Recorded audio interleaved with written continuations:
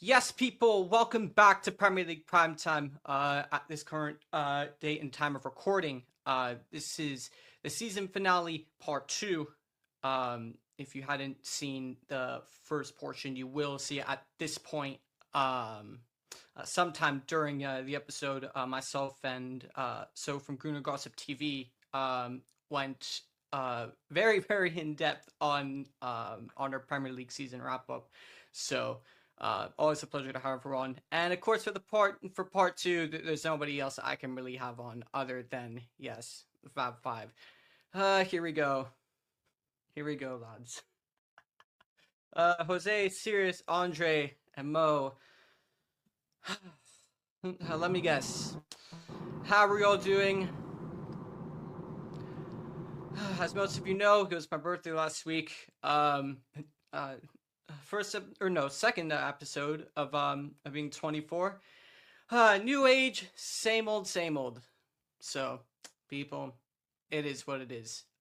But it is an exciting time. Club football is now done, so what we are going to do is just a wrap up of our own football clubs, and then a very brief run through for more or less the rest of the Premier League, and then just going to go straight into the World Cup preview. So, congratulations to Arsenal.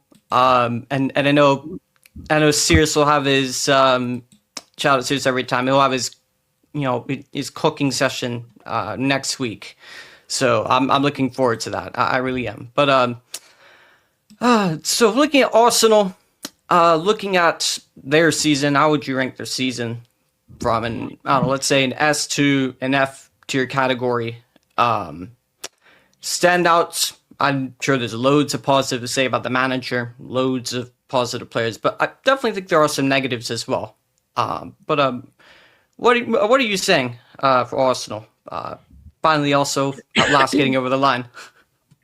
Yeah, finally we got there in the end, and yeah, I think it's a relief really to have won the league, because I think the league, the Champions League, they're the big ones that you do want to win. So yeah, I'm really happy with the season. I mean, obviously there's things that I wish could have been a bit different. I think we could have won 2 trophies this season. I mean, we got to the Champions League final. We remember earlier on in the season we spoke about it, but we got to the League Cup final. So yeah, I think it's been an incredible season. I mean, I think obviously rating it, I think it was great, but I think if we'd have won like the Champions League, that would have probably been like an S. So I'm not gonna give it like the top, but yeah, I think it's been great, but obviously with the Champions League we were so close to winning that, and I think if we won a double, I think that would have topped it off for me. So I think like with ratings as well of the season, I think obviously maybe an 8.5, 9 out of 10. I think if we'd won the Champions League, that would have just That done it would for have me. been Yeah, an that would have S been. tier straight away. Yeah, and I know you've obviously got the other competitions like the FA Cup, the League Cup, but I think the Champions League, the Premier League are the ones you always want to win the most. So, yeah, I think it's been a great season with success, but again, we could have won even more. So, yeah, I think like you said, there's been great times in the season, and it's just a relief to finally get over that line again and finally, win the league. No, absolutely. One thing that I will say, which look, it's fair, but I know also fans won't care whatsoever because they've got their trophy. But the way that Arsenal have been playing all season long, Embarrassing. It's embarrassing. honestly, like, yeah, I have to say it. It is what it is. But next players. Yeah. Talk about the players, the manager as well. I mean, look, 3 years in a row finishing second. I mean, at some point when £1 billion has been spent in your image, at some point you just have to get over the line. And yes, fair enough. You done it. But And one more thing, for a title-winning team, there's probably not going to be a lot of negatives, but and I know some people are going to say it's your Arsenal agenda. You're living by ABBA, and for all those who don't know, that acronym means anyone but Arsenal.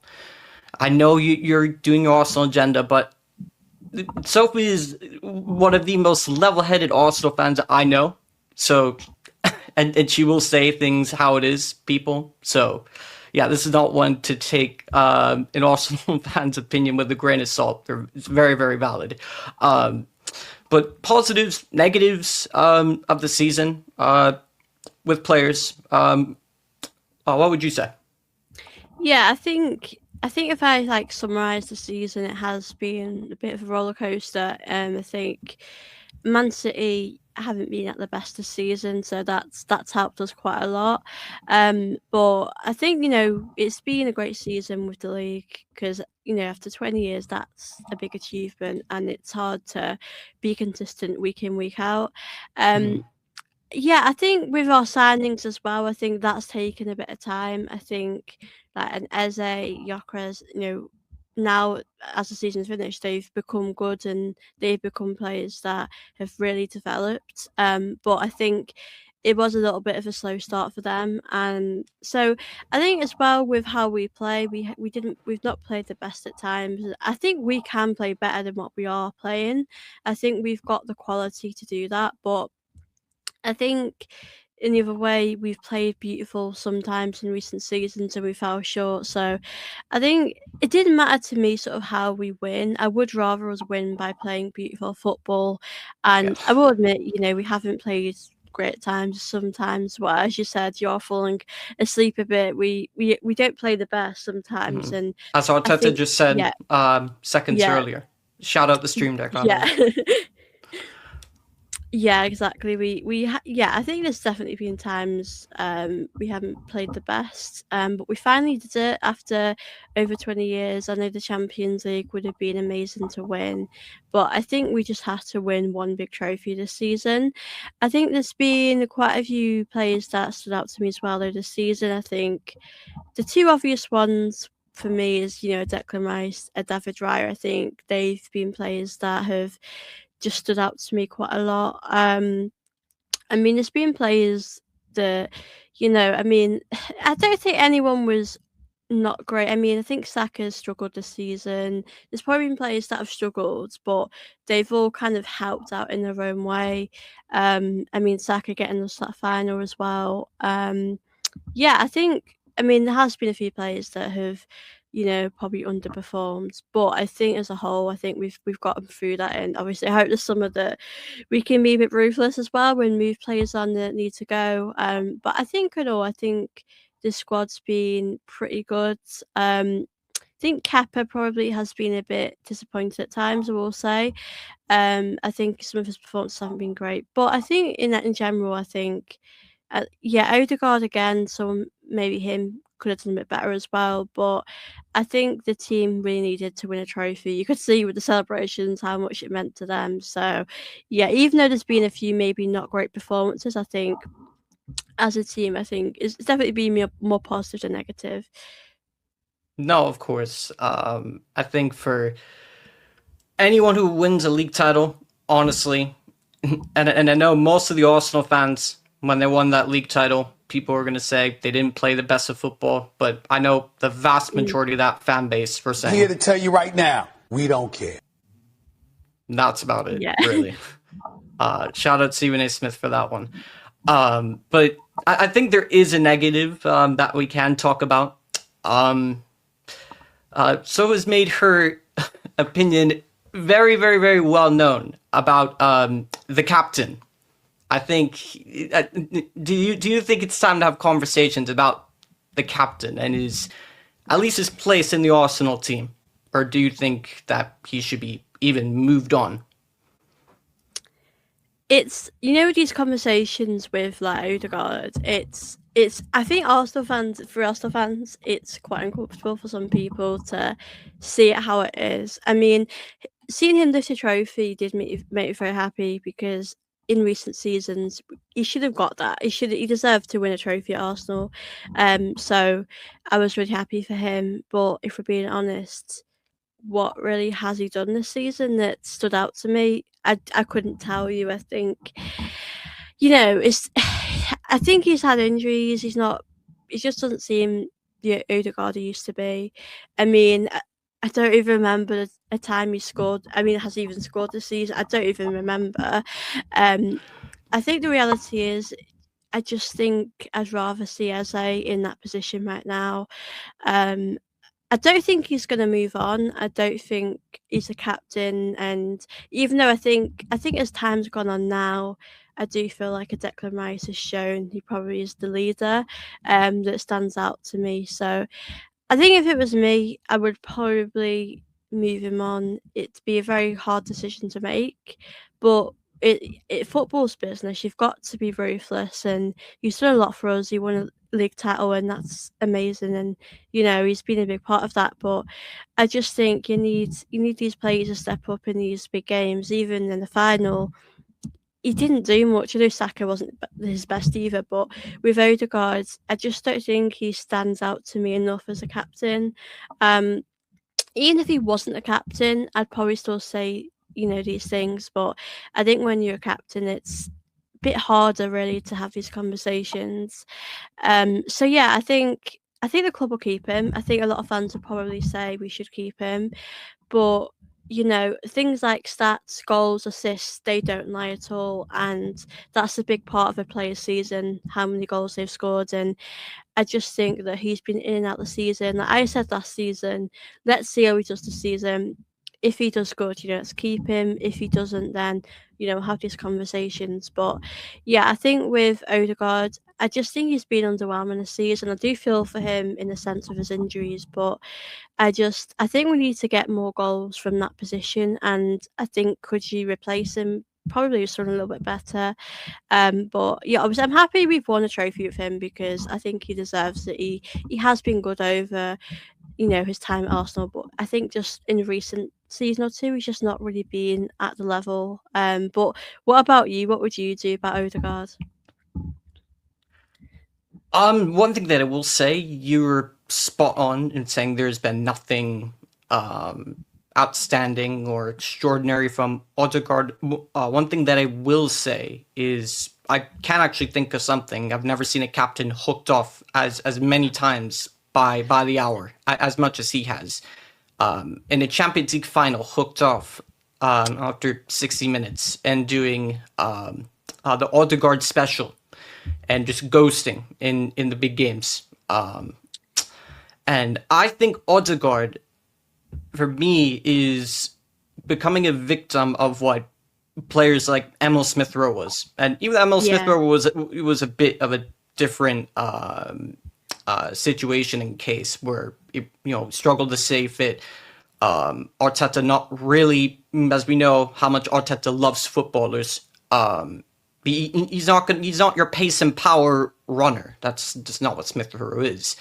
And he made it very clear that he's out of favor, and Smith-Rowe moved on. Arsenal outgrew Emil Smith-Rowe, and I think the same is now going to be said for Odegaard, and it has been the same for Arsenal's wing depth. Crazy. Arsenal spent 55 million, or close to 55 million, on a winger, and also looking to strengthen their wings in Madueke. I feel like Arsenal, in a way, this may sound mad, Arsenal for me have already outgrown Madueke, and it certainly has outgrown Martin for a long time. But I mean, Gabriel and Saliba is going to be the standouts. But for me, if there was a player, right, that's gone under the radar, like an unsung hero, for me, I think Piero Hincapié needs his fair share of credit and his flowers, because he's arrived from Leverkusen, and of course, as we know, Arteta loves a left-footed centre-back, so he can play him a left-back and centre-back, and he can do the inverted thing. Yeah. And I think for me, he deserves major shouts. He's been phenomenal, absolutely brilliant. I will assume that at this current time of recording, June 6th, 2026, at this current moment in time, that Arsenal will make that loan move permanent. I think it was an option to buy, or was it an obligation? I don't. I think I'm we just can buy curious. him. Yeah, I think we can buy him. Yeah, I think there's Okay. an option to buy. I don't think it will really matter because I think Arsenal will sign him at the end of the day. So for me, he's been brilliant. And last question I really had in mind: who would you say is the most improved player in this squad when looking at whether it's last season or seasons gone by? If there is one that stands out. Oh, that's a really good question, actually. Because I think a lot of these players, with some of them, are sort of how they were last season, to be honest. I think obviously with Lewis Skelly, he was obviously playing left back, and I think you could see he had potential. He's got potential as a player, but you could see that there was a lot of weaknesses, sort of defensively. I feel like he's really impressed me in midfield. I think he's definitely improved for me.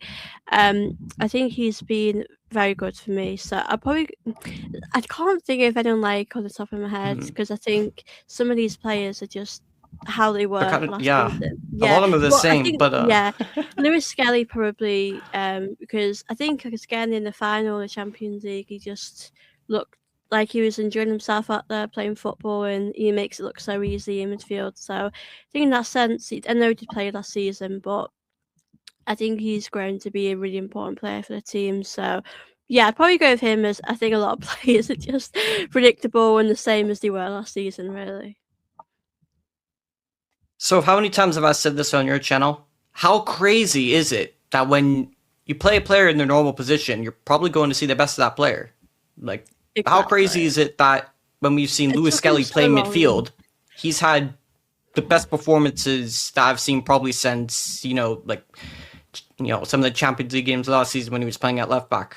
Like, how crazy is that he's performing better in midfield than he is at left back? And so well to the point where Arteta even trusted him to start in a Champions League final. How crazy is it? You play players in their normal positions, and you'll see the best of those players. Again, maybe a crazy idea because of all the hipsters out there, as everyone knows my thoughts on the hipster managers. But just a thought. Maybe playing players in their best positions may not be the worst idea ever. It took him so long to come to that decision, but I'm glad he did because it did really change the team. I think we're a lot better with him in the team. I mean, Mendy had a good start to the season, but I think he just struggled too much. So yeah, Lewis Skelly's been amazing in midfield. So I hope we can continue to do it next season. But it's taken Arteta so long, and it's like frustrating because it works so well. I was hoping Arteta would continue to just leave him on the bench and to just see the links, because at some point there were reputable sources were linking him to my football club, and I was very excited. But seeing at the end of the season it has gone, I can kiss that dream goodbye. There's no chance. I think it's There's no happen. chance. No, it's not gonna happen. I mean. Word to Clue. It's over, buddy. It is what it is, people. Yeah, I think it's over. It is what it is. Anything else to say about Arsenal before we move on? No, I think that's pretty much it. Obviously, happy with everything I've said, really, unless you've got anything that you want to add. I mean, the last thing I will say, I mean, in the context of the Premier League, I guess you could say, it all worked out. Word to Eberechi Eze. I've heard that saying so much this season. It's true. It's true. You know something funny? Like, obviously that song was written, I don't know however long ago. I've never even heard of that song until the whole Eze thing. I mean, unfortunately, it didn't all work out in the Champions League final. Which I'll be lying to the audience and saying that I didn't absolutely enjoy that and had a glorious hate watch, but I mean, it is what it is. But congratulations to Arsenal for winning the Premier League title, and I know that now, at least for the entirety of next season, I'm going to, not from she's one of the good ones, but I'm going to have to see and hear the most annoying, insufferable player debates that I'm probably going to ever hear in my life. So I have to mentally prepare for that. And of course, I know Saga's been waiting for this moment. Serious. I know you're probably buzzing about that. Before that, how would you rate your season? And I would think considerably high. And who would you say your standout players from this campaign was? And if there are any negatives, then what were they? Yeah, first of all, repping the PLPT shirt, had to do so just because of my promotion. We'll talk about that later. Yeah, if we're talking strictly the Premier League and not the Champions League, I would say that 10 out of 10. Honestly, we won the Premier League. What else is there to say? It doesn't matter how we played at times. At the end of the day, we still won. We still lifted that trophy after 22 years. And yeah, it was amazing feeling for sure. Right when City choked it against Bournemouth right at the end. Yeah, I mean, like standout players for me. I mean, you have to say our two center backs again, Saliba, especially Gabriel. I mean, so consistent, so good. I couldn't remember an error they made this season pretty much. Raya as well. Our two center backs and our goalie have just carried us throughout this whole season, along with Declan Rice. Those guys have really those guys are the reason we won the Premier League. When our attack was sometimes lacking, it always made up because we had those guys at the back. Also, shout out, Timber. I thought he was great the first half of the season. Sadly, he's not going to be in the World Cup because he's dealing with some injuries. But yeah, those were the standouts. Any negatives? I guess it would have to be. I don't even know. I guess Odegaard maybe. I hope he comes back to the full form. He can. I hope he comes back to that 2022, 23 form, kind of 24. And then hopefully Saka is back next season fit. Hopefully he doesn't get injured in the World Cup because we need the best out of him if we're going to win again. In the context of just the season in entirety, would you still give it a 10 if taking into account the Champions League final? Because 10 out of 10 would be like the perfect season. Yeah. Would you I still give it a guess 10 then? like no. If we're talking about just the Premier League season, that's why I give it 10. But if we're talking about the season overall, yeah, I'd have to give it a 9. I don't think it's a 10. I think it would be a 10 if we won the Champions League. We were so close. But at the end, we didn't get over the hump. As of recent years in the Champions League, it's been we got out of the quarterfinal, got in the semifinal, and now we've gone out in the final all 3 years straight. So you know what that means. Next year, we're winning it all. To the panel, any thoughts on Sirius's bold prediction? Well, I just want to say, Dave, that at the beginning of the year, I did predict that Arsenal would win the league. So just the usual Jose prediction masterclass.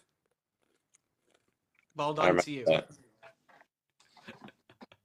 Well done to you. Do you need a medal? David, I think you need a tissue because I know there's tears crying down right now.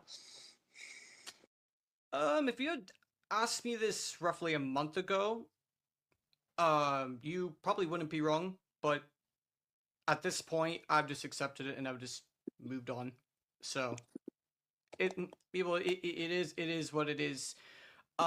Looking into next season, though, would you say that there are any areas that you think could do strengthening or could use strengthening, like even the midfield, for example? Would you say that the fact that Arteta's just dropped Zubimendi for, especially in the run-in, don't you think that might be slightly concerning? And especially with Odegaard as well. I mean, the amount of times I've seen just a captain in general be hooked off after 60 minutes. Is that even slightly concerning? I guess with Odegaard it is. I don't think we need to sign like someone in his position just because we have a lot of people who can play the 10 position. We have Eze, we have Odegaard, even Havertz can play there. Not that I love him there, but he can play there as well. I don't maybe in terms of I think Nogaard's gonna leave. I think it would be smart to get another center mid. I think we are going to do so. Just in case people like Declan Rice get injured. I thought MLS was great when he came in for Zubamendi. Zubamendi was really poor. He was poor towards the middle of the season. Arteta kept playing him just because of how classy he was in the beginning. But yeah, he needs to step up. I'm hoping he has a good World Cup. He'll probably get some minutes. I don't think he'll start, but he'll get some minutes. He'll get some time, and I hope he can gain. I think it's really confidence for him, but I've never been completely sure with him. I think I've said in the podcast before, like I think the big games are the games where he tends to make a lot of mistakes. But it was his first season in the Premier League. With me, I always give it to the second season to really judge someone. So yeah, we'll see what happens there. I think that in terms of our center backs, I think we're okay. I think we do probably need a new right back. Just because I think Ben White is injury prone. I don't know if he's going to stay, and also Timber can be a little injury prone as well. So I think we do need a right back because, as we saw in the Champions League final, Musquera is a great center back, and he's really young, and he's going to be good, but he's not a right back, and that's the reason we lost because Timber was out. Timber wasn't 100%; he couldn't start, and Musquera gave away that penalty. I think we're also going to need a winger. I think on the right wing with Saka and I guess Madueke. I mean, he tends to piss me off, but he can play good sometimes. I think we're okay there. We also have our youngster there as well who can play there. But I think we're going to need a left winger. I think that's what we're trying to get. I think that's going to be big because our wingers were a little lackluster. Trossard had his moments, but I think overall our wingers were lackluster. I mean, Martinelli scored a huge goal, but against Man City in the beginning, but he scored one goal in the Premier League. Can't have that. So I think we're going to go get a left winger. No, that's a fair point. And speaking of youngsters, where do you think Max Dalman fits in all of this? Because he made his breakthrough this season. Do you expect him to have more of a role in the squad next season? Yeah, I expect him to play a little more. I don't think he's going to start yet. I mean, he's 16 years old, so he has all the time in the world. I don't think we're going to loan him. I think we're going to keep him. That's for sure. You also have one Yeri. We'll see what happens with him. He probably should go out on a loan somewhere. I hope somewhere in England, honestly. I don't think it worked in France. But, yeah, I mean, he can play multiple. He can play on the wing. He can play 10. I think his best position really is 10. So that's why, I was saying, despite Odegaard's poor performances, we don't need another 10. We have Eze and Dalman and Odegaard, but he can play on the right wing as well. Honestly, I think if Madueke isn't performing, Saka's injured. I really do think he can play there, and I think he can play well. He's a great left foot. He's strong on the ball. For a 16-year-old, he's so strong. So I do think he's going to get more playing time as the next season starts. And yeah, the sky's the limit for him. No, fair enough. Before we move on, does anyone else in the panel have anything else to add about Arsenal before we move on? Anyone? All right. Well, we'll take that as a no. Well, runners up. Man City. Mo, for you lot, and for Pep Guardiola, who's now gone. For Pep Guardiola's final season, City still see themselves winning 2 trophies, both the Carabao Cup and the FA Cup. Second place finished. What would you score your? How would you rate your season? The standout positives, some of the negatives, and let the panel know what you're thinking about the arrival or the imminent arrival of Enzo Maresca, who's inevitable to take over City next season. What are you saying?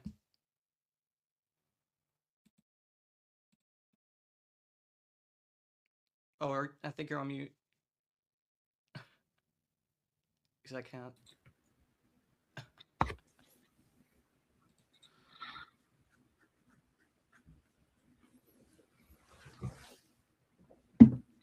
Well, I'll say this right until Mo gets his audio fix. I think this will be very interesting to see, as as City are in a place where maybe obviously City have a way better squad and are in a way better place going forward into the future than we were when Fergie left.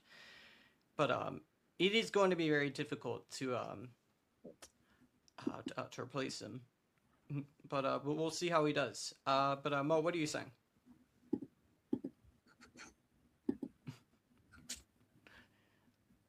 Lad, I don't know what's with your mic. It's crazy. But while Mo's getting that sorted out, does anyone else have anything to add? Whether it's for City, standout positives, negatives, Enzo Maresca. Yeah, we can welcome Man City back to reality now. I think they've had their time in Pep Guardiola where they can finish in the top every year, but now they're going to be entering their Arsenal banter era, I think. Wow.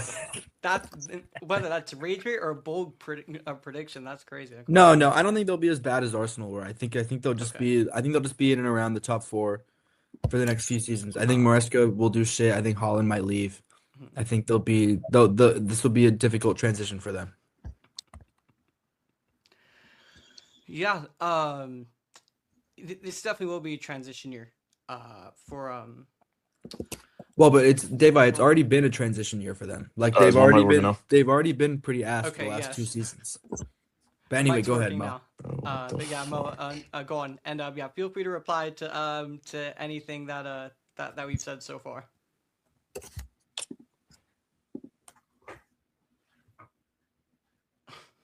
Yeah, it's because he knows I'm right. Just people, I don't know what to say, but and anyone else have anything else to add? This is wait, no, Mo's back now. Is my mic working now? This is Ahmad. No, yeah. Is it working? Yep, it's working now. Okay.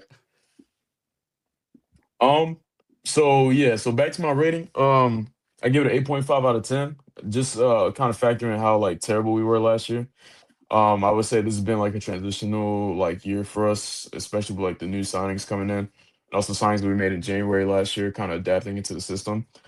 One player I like to really who's really made a case for himself this season, right? It's somebody who we brought from the academy, and that's Nico O'Reilly. This guy, he wasn't even a left back to even start with. He started out as a 10 in the academy, climbed up through the ranks.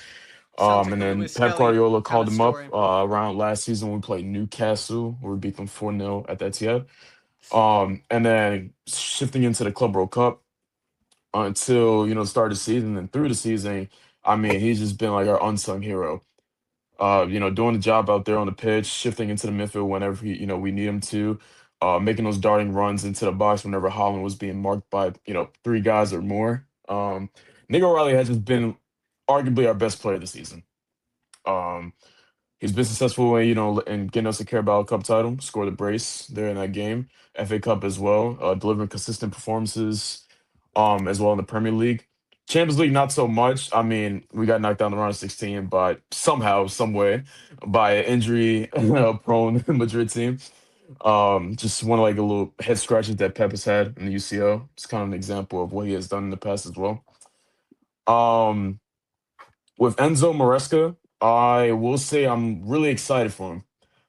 The things that he was able to do at Chelsea, and now he's getting like an upgrade from like Garnacho and Neto to Doku and Semenyo. He'll do wonders with us. And then, shifting from Liam Delap and Joao Pedro to Haaland, right? So I think he'll do great because he was the tactics mastermind behind our treble year, especially being like the second right-hand man to Pep Guardiola. So I think that'll help out a lot. With the staff changes, it seems like Pep Linders and Kolo Touré is gone. So that would really mess up a little things because I will say they were building a bond with like our youngsters that we had, especially Haaland as well. I mean, Haaland's not a youngster so much now, but the bond that they were building, and then now they're gone after like a year. That's gonna shake things up a little bit. But yeah, I'm really excited for Enzo Maresca though, for sure. Yeah. And I know, and I'll say this, right, because Mo was originally very skeptical on this appointment, but I for me, anything, bro. It's true though. Off camera, you or offset, you were very skeptical about the opponent, but I think he will succeed. Not in the sense that he'll replace Pep because word to Pep Guardiola, like you can't replace him. But I think for me, when you look at Enzo Maresca and just the type of personality that he is, I think he's for me the perfect kind of personality to have. And that I think he'll definitely gel well with the squad, with the players, and he's got the right temperament as well. So I definitely can see him succeeding in the job. Also, given some of the players that he's got. I mean, as Mo just said, I mean he's going from Garnacho to Ryan Cherokee and Doku and Semenyo. And even Phil Foden, whether some like him, some don't. So, anyone else have anything interesting to add on City? Whether it's things that hey, maybe they're things that they're players that they're looking for this summer, even players on the negative side of things. Yeah, it's just too bad they're choke artists. Sucks for them. Anything genuine at all? I mean, if I can expand on why I think that he will struggle, I think if you look at this year, like you say, yeah, this group of players at City is better than the players at Chelsea that Maresca had. But then, like, Pep Guardiola still couldn't win the league against fucking Arsenal with this group of players. So, like, how good are they actually? I think that it's very likely Haaland is going to leave because Madrid and Barca because Madrid and Barca are both looking to sign Alvarez for 100 and 150 million. So Atleti don't want to sell him for under 500 million, which will never happen. So I think naturally you go over to Haaland, who would obviously want to leave Man City for Real Madrid or Barcelona, I think. And then I think that City have a lot of problems they need to deal with, and I think they need to have a really good summer, and then Maresca needs to learn how to manage a big group of players. So I think it's going to be, I think he will succeed eventually, but certainly not right away. No, definitely without the issues being rectified. Well, Deva, you would have him sacked before he could do well. Okay, all right, sure. But I definitely see where you're coming from though. Because they definitely need a right back for sure. They need to strengthen their, Rodri's getting on. He's definitely on his last legs. But I mean, for me, with their whole Erling Haaland thing, have you seen Erling Haaland his wages? There's no chance in hell that if Barcelona cannot afford a 30 million euro deal for Marcus Rashford, and they can somehow afford a deal for Anthony Gordon. Well, they can afford a 100 million bid for Alvarez, so they could probably afford it. Yeah, it's gonna take a lot more than that, especially in Erling Haaland too. Didn't he sound like a 10-year extension or something? A 10-year deal to 2035. I mean, Yeah, bro, I don't see Haaland leaving like Joe. Bro, did y'all see Julian Alvarez price tag, bro, that got rejected today? Now imagine Haaland's price tag. Dude, that's going to be like either double or triple the amount. Well, it's not going to matter if Haaland wants to leave, which I'm sure he will. I mean, the club, also Man City have to, also want to let him go at the same time. Oh, yeah, of course. But he's not leaving, though. Yeah. I can't see Haaland anywhere. I'd love to see it, but it's not going to happen. It's not. Does Real even? How is he going to fit in with that system? They have to sacrifice Vinicius or Mbappe for that to work. Okay, did you see what happened today? We bid 150 million for Alvarez today. Yeah, but he's a different player. He'll work in. Okay, but he plays in the 9, just like Haaland. I thought he could also play behind Mbappe. You have to say they are different. He's not playing behind Mbappe. That's Bellingham's position. But anyway, it's gonna. I just think that Madrid and Barca both want a big money striker, and I think that Haaland's already won everything in Man City. I don't see why Haaland wouldn't want to go to Barcelona or Madrid if one of them came calling. How much do you think he'll go for? A lot of money, probably. I would say he goes to Madrid more likely because they have more money to afford him. I would say he goes for between 180 and 200 million. to Madrid in the next few years. We can revisit this and see if I'm right. Yeah. Let's see. If you're if you're saying for in the next few seasons, then yeah, sure. But if you're talking about this summer, No, I'm not saying right away. I'm saying okay. I'm saying in the next few seasons. I hear Yeah, you. I Okay. agree. I agree. Then I think he Yeah. will leave in the next Okay, yeah. season. If that's where you're the angle you're coming from, then yeah, I could probably see at some point him wanting the new challenge. But Mo, any negatives? I know you've been really hoping that Rico Lewis will stay and Man, that guy can fuck right off the club, bro. Yeah. Any negatives? I mean, I would just say that like the title races really just show how much we miss KDB, bro. I mean, it wasn't City, it wasn't Pep, bro. It was all KDB in those title races. To be fair, I mean, he did against Liverpool. He did against Arsenal in 22 and 23. Negatives I would say is definitely a squad depth, as you guys mentioned earlier. We desperately need to get like some fullback depth for Nunes and O'Reilly the summer transfer window, as well as some uncertainties over the midfield of who's staying or not. There was some links and rumors of Tijani Reinders leaving after one season. Nico G also rumored to leave as well. This was another rumor that Ruben Diaz is also rumored to leave. I mean, Diaz is getting old, and with the way it's looking right now, Vardio and Gay and Kusanov are like the future center backs for City. So I'll just say squad depth. It's the negative do you stuff. reckon City will look to go and sign a centre back then, because Ake's out the door, John Stones is out the door as well. I can't see that happening, only because it looks like Victor Rice is also coming back from Girona. He had a nice spell there on loan.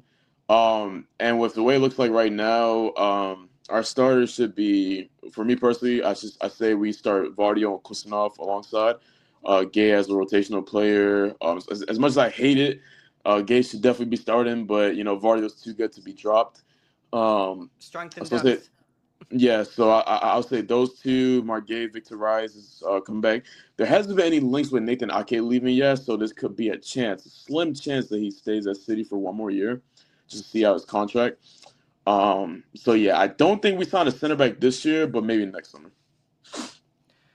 All right, fair enough. And if no one has anything else to add about Man City, we will move straight away into Man United coming in third. And for me, before I get Joe's thoughts and opinions on this our overall season in general, I feel like this is for me this is just a tale of two halves, really. When you think about it, but Joe, what are you saying for us in our season? Negatives, positives? Yeah, you're right. It was a tale of two halves. In the first half of the season, I thought we were shit. But it turns out, definitely, there were some major problems with the way we were playing, and our manager, certainly. And Carrot coming in changed things for the better. Obviously, that was a huge positive. All of our new signings were really good. Cunha, Mbumo, Sheshko. All hit 30 plus. Yeah, for we're the all season. fabulous players for us this season. So I'm really happy with how it went. I was surprised. I thought we would probably finish maybe in seventh this season or something like that. Fifth at best. I thought.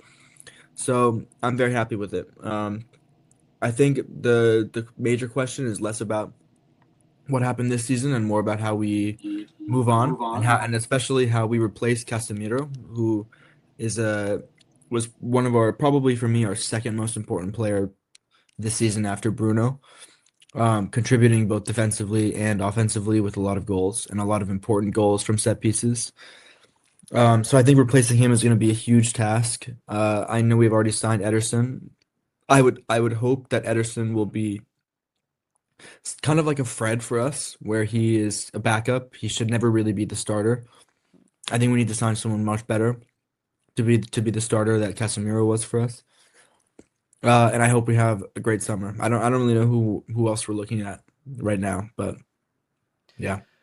No, I think you're spot on about everything that you said. Although I will say there for me is, and I think what I'm about to say, you forgot a certain player, but I mean for me, I think this player, he just does his business and he just goes under the Yeah, radar you're gonna say the in goalkeeper, Laments.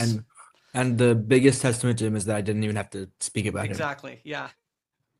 And he won Premier League signing of the season, and I think it's rightfully deserved because I mean, what a difference a competent goalkeeper makes. I mean, for me, it's great for my mental health. It gives me less heart palpitations.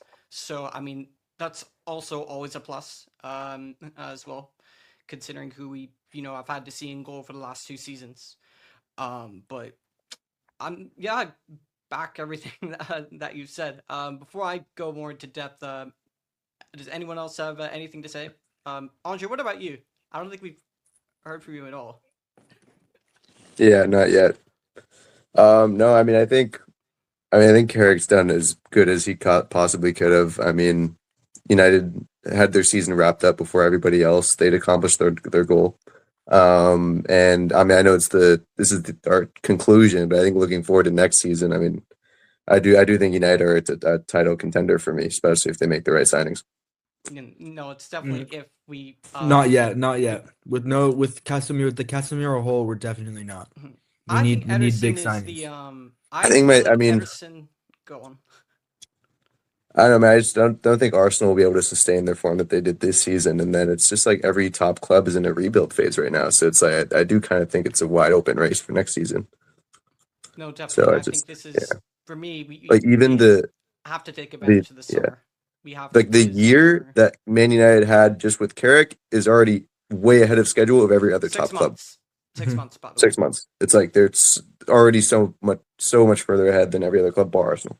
But yeah, so I do think they can, if they make the right signings, they can do something. No, definitely. And I think Ederson, if assuming that we will do the business and sign 3 midfielders because we need 3, which we've already signed 1. I think Ederson will be the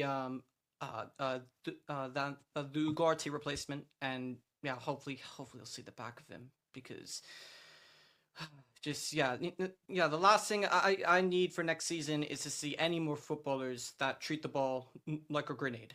That's the last thing that I need to see. And Ederson, for what I've seen, I'm not gonna say I've watched Atalanta every single week, but this is a player who is comfortable with the ball. I mean, he's no Rodri, of course not, but he's someone who's technically competent enough, you can slot in the 6, he can also slot in the 8. And also, like Fred, he's very, very good at carrying the ball forward, driving forward with the ball.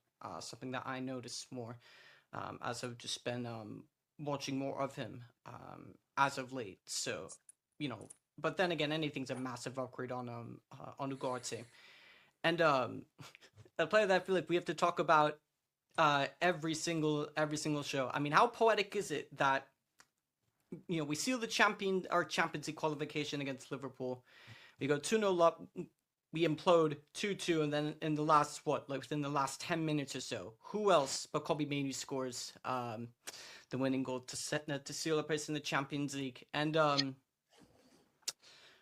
Joe, what have you made of just Kobbie Mainoo and just his season in general? I mean, we've seen the lows and we've seen the highs. I mean, what are you saying about that?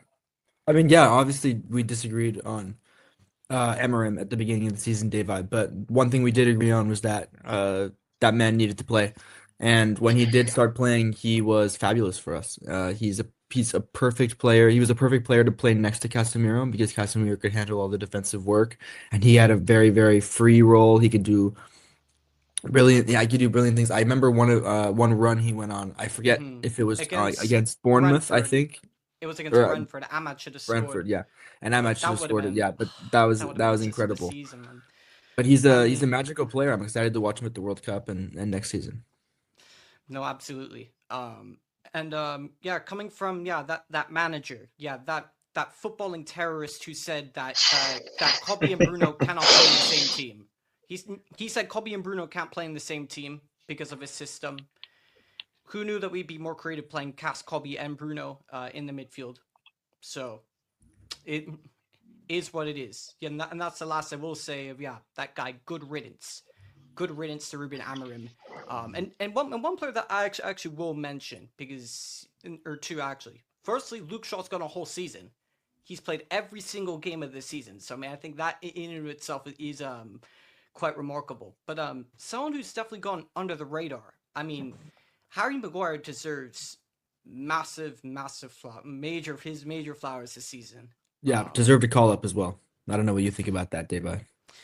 As Yeah, our resident England fan. Yo, England got screwed over, bro. Yeah, him Big not getting time. called up pissed me off as much as Nani getting called up for the England squad. Yeah, again, yeah. Tuchel, make it make sense. Wait, what Make do it you make mean? sense. What do you mean by that? He's shit, What do you Cyrus, mean bro. by He that? shouldn't have got called up, bro. I don't know how it could have been any clearer. He's shit, bro. No, that's my star boy. Man, star boy. But how Saka Dan literally Burn said is getting earlier- called up and not him? Again, I'm not the person to ask these questions. This is something to ask Thomas Tuchel. But Because Deva, the you're- fact that Lewis Hall didn't go Deva, you're to the British. World Cup. The fact that Lewis Hall didn't go to the World Cup is just, yeah. Yeah, don't worry, man. Statistically- You'll see Dan Burn shifts, David. Don't worry. I'm just thinking about a potential matchup, Dan Burn against Lamine Yamal. It's giving me a migraine. Dan Burn against Ryan Cherokee or Elise. Like I'm gonna get a migraine. thinking about Cooked, that, bro. Cooked, honestly. bro. But, Wait, Dave, I have a question for you. Okay, go on. Who would you rather win the World Cup, the U.S. or England?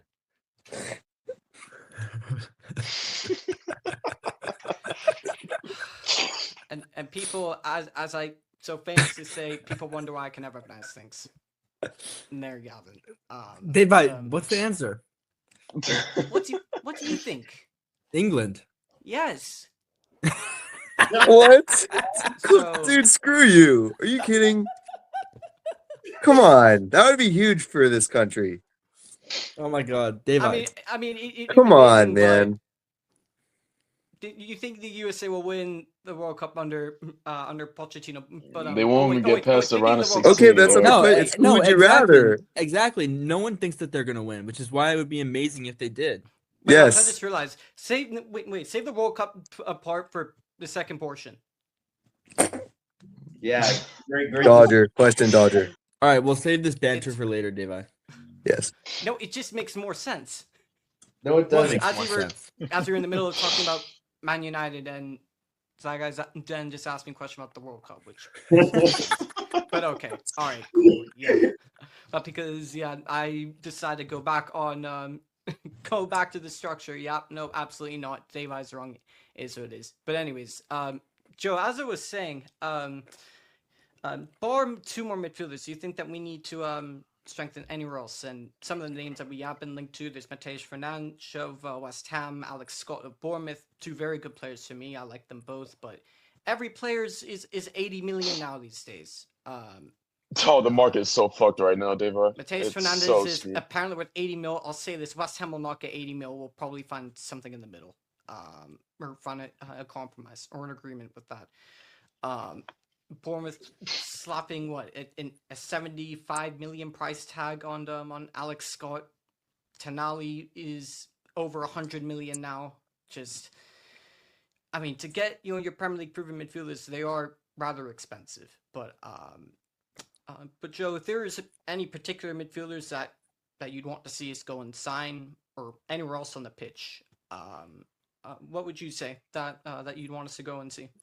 Yeah, well, to look at midfield first, last season we signed Mbomo and Cunha, two Premier League proven players. So I'd like to see us just follow the same thing, sign people who are already proven in the Premier League. I think I'd be happy with one of Scott, Wharton, and Anderson. I assume Anderson is going to go to Man City, so probably not him. So one of Scott and Wharton, I would ideally like.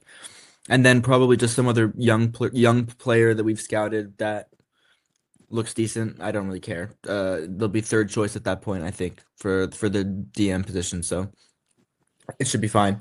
And then otherwise, I think we should also sign. I'd like to see us sign a left back, because Shaw played every game last season, which means he's probably going to get injured for the entire season this year. So I think we should sign a left back. I think I'd like to see us sign a left winger as well. Because I think Cunha, obviously, it's not his natural position. I would still have Cunha start, but I think we should sign someone behind him because we really don't have a left winger otherwise. I mean, if Rashford comes back, I would be okay with him being a There's backup. no way he But comes back. Hey, Dave, are you well, support that? You I support that, feel Dave? like there's less of a chance of Barcelona paying for him. So I could see him coming back realistically. I could see him not But selling for Barcelona, but I can't see him coming back. I mean, if you think about it, I mean, they took Rashford's number 10 and gave it to Cunha. I mean, if that's not telling Yeah. enough as to we don't want you here, I mean, I don't know what is. yeah, well, I mean, if we sell him, then we can use the money to buy his Yeah. replacement, perhaps, which would be ideal. But I think left wing, left back, cover options, one world-class Premier League midfielder, and one more young midfielder, I would say. absolutely. And then give you know, Shea Lacey some more minutes also. I'm absolutely with that one. Yeah, definitely hope to see Shea get some more time next season because I definitely think that there's a very, very good young player there as well. But I'll say this, right? As much as I'd want, the players to be world class that we bring in, I mean, for me, as long as the players are, of course, of a certain level and they're of the right profile, I mean, for me, I think that's perfect as is. I mean, of course, everyone's gonna want the Hendersons and the Tenalis and all that. But if you go and you find a central midfielder that's of the right profile and of a certain level, that's for even a cheaper price, and that suits us better. I mean, then why not? And as for left backs, if we can do anything to get Lewis Hall to this football club, please. I need to see.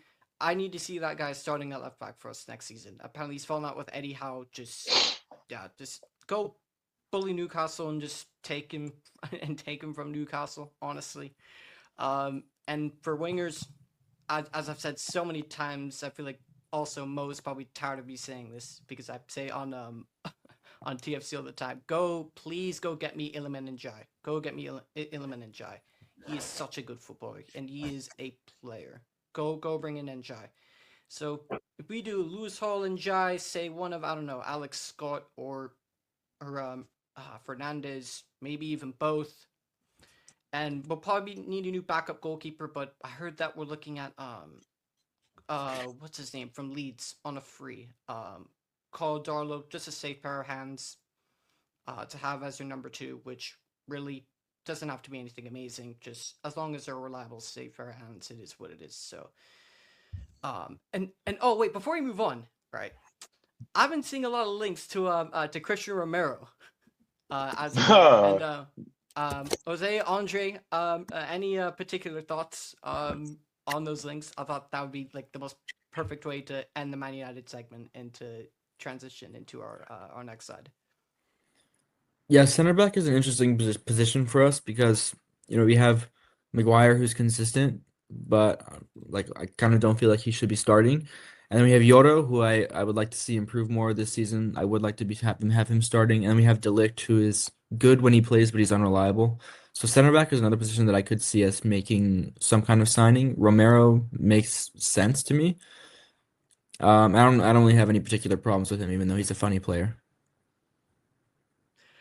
I mean, when you look at Christian Romero, right? I mean, regardless of what I think about the player or not, because Andre knows exactly what my thoughts are on Christian Romero. I mean, he's got ability, I'll say that, but however, at the same time, the unreliability is something to also look at, not just from a red card standpoint of view, but he's injury prone as well. He does get a lot of injuries, to be fair.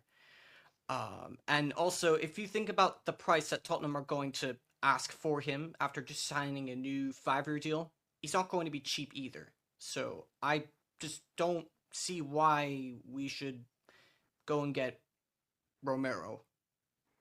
That just wouldn't make sense if you were to go and bring him in. But I definitely wouldn't mind a centre back given how injury prone Lissandro is. But it is what it is.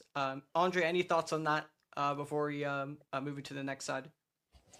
I mean, I would have been excited for it, like, in the sense that you would have seen just how much better he is than some of your players. But I don't think he I don't think he has it in his head to play another good year in England. Like he just can't do it. Like is the FA hates him, Pigmol hates him, PGMOL hates him. We're so harsh on him. I don't think he has it in him to just keep going in England. He's got to leave. So I think if he did go to United, I don't think he'd play well. I don't think he'd do that reset. He'd be really shit. I'll be honest. So I think he could go to La Liga and play another 5 years. Oh, 100%. yeah, I think where I he think La wants to Liga be. is his destination. I think there he'll be appreciated. I think he'd be appreciated in Italy to some degree too. Anywhere but England. Man's acting like Romero is getting scapegoated, like Casemiro got scapegoated when he was Yes. here. No, Yes. he was not. Romero will No, be he was not. scapegoated at United 100%. Oh no, okay, well then, yeah, sure, even more so. But Romero never got scapegoated to the point of anywhere near the level that Cass did. He did. But, I'm telling you. I but, watched it week in, week out. I'm telling you. Anything else to say about Man United before we move into the next side? Anything else? Okay, I'll take that as a no. This is where the laughs are coming in. The Liverpool. £500 million bottle jobs Liverpool went into the season. The only thing that Liverpool ended up winning this season was the transfer window, allegedly. But that's about it. I mean, we saw the window that they had. They didn't bother signing a centre back. They didn't bother signing a midfielder. And I mean, this Liverpool side under Arne Slot this season were a complete and utter shambles, which it's resulted in him leaving. And Andoni Iriol, the former Bournemouth man, is going to take charge for next season. But I'll throw this out to all of you. Lads, what are you saying about Liverpool this season? Evaluation of the season, positive players, negative players, the manager, Iraola, anything?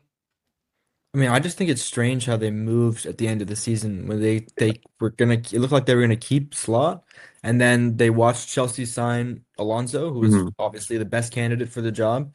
And then it Mhm. seems like almost as a reaction to that, they said, "Okay, now we have to get rid of Slot, and now let's bring in Iraola." And don't get me wrong, I think Iraola is a great manager. I think he'll end up doing great with Liverpool. But I just think it was really strange. I don't know why they didn't just get Slot out, go for Alonso right away. No, yeah, I was also very confused on that. But I mean, maybe it could be a situation where just the way Iraola plays and he's more suited to that rock and roll football that Jurgen Klopp used to play. His styles is a play is probably more suited to that. I really Than would But doubt it, it, Xabi honestly. I Alonso's mean, is. they've got Frimpong there, they've got Wirtz there. It's yeah, written in the stars for Xabi Alonso to have this job. I really don't. It doesn't make sense to me at all. It that's feels what like I it thought. felt like they wanted to back their manager, and then they saw what Chelsea Yeah, did, and they said we have to react too. yeah. No, yeah.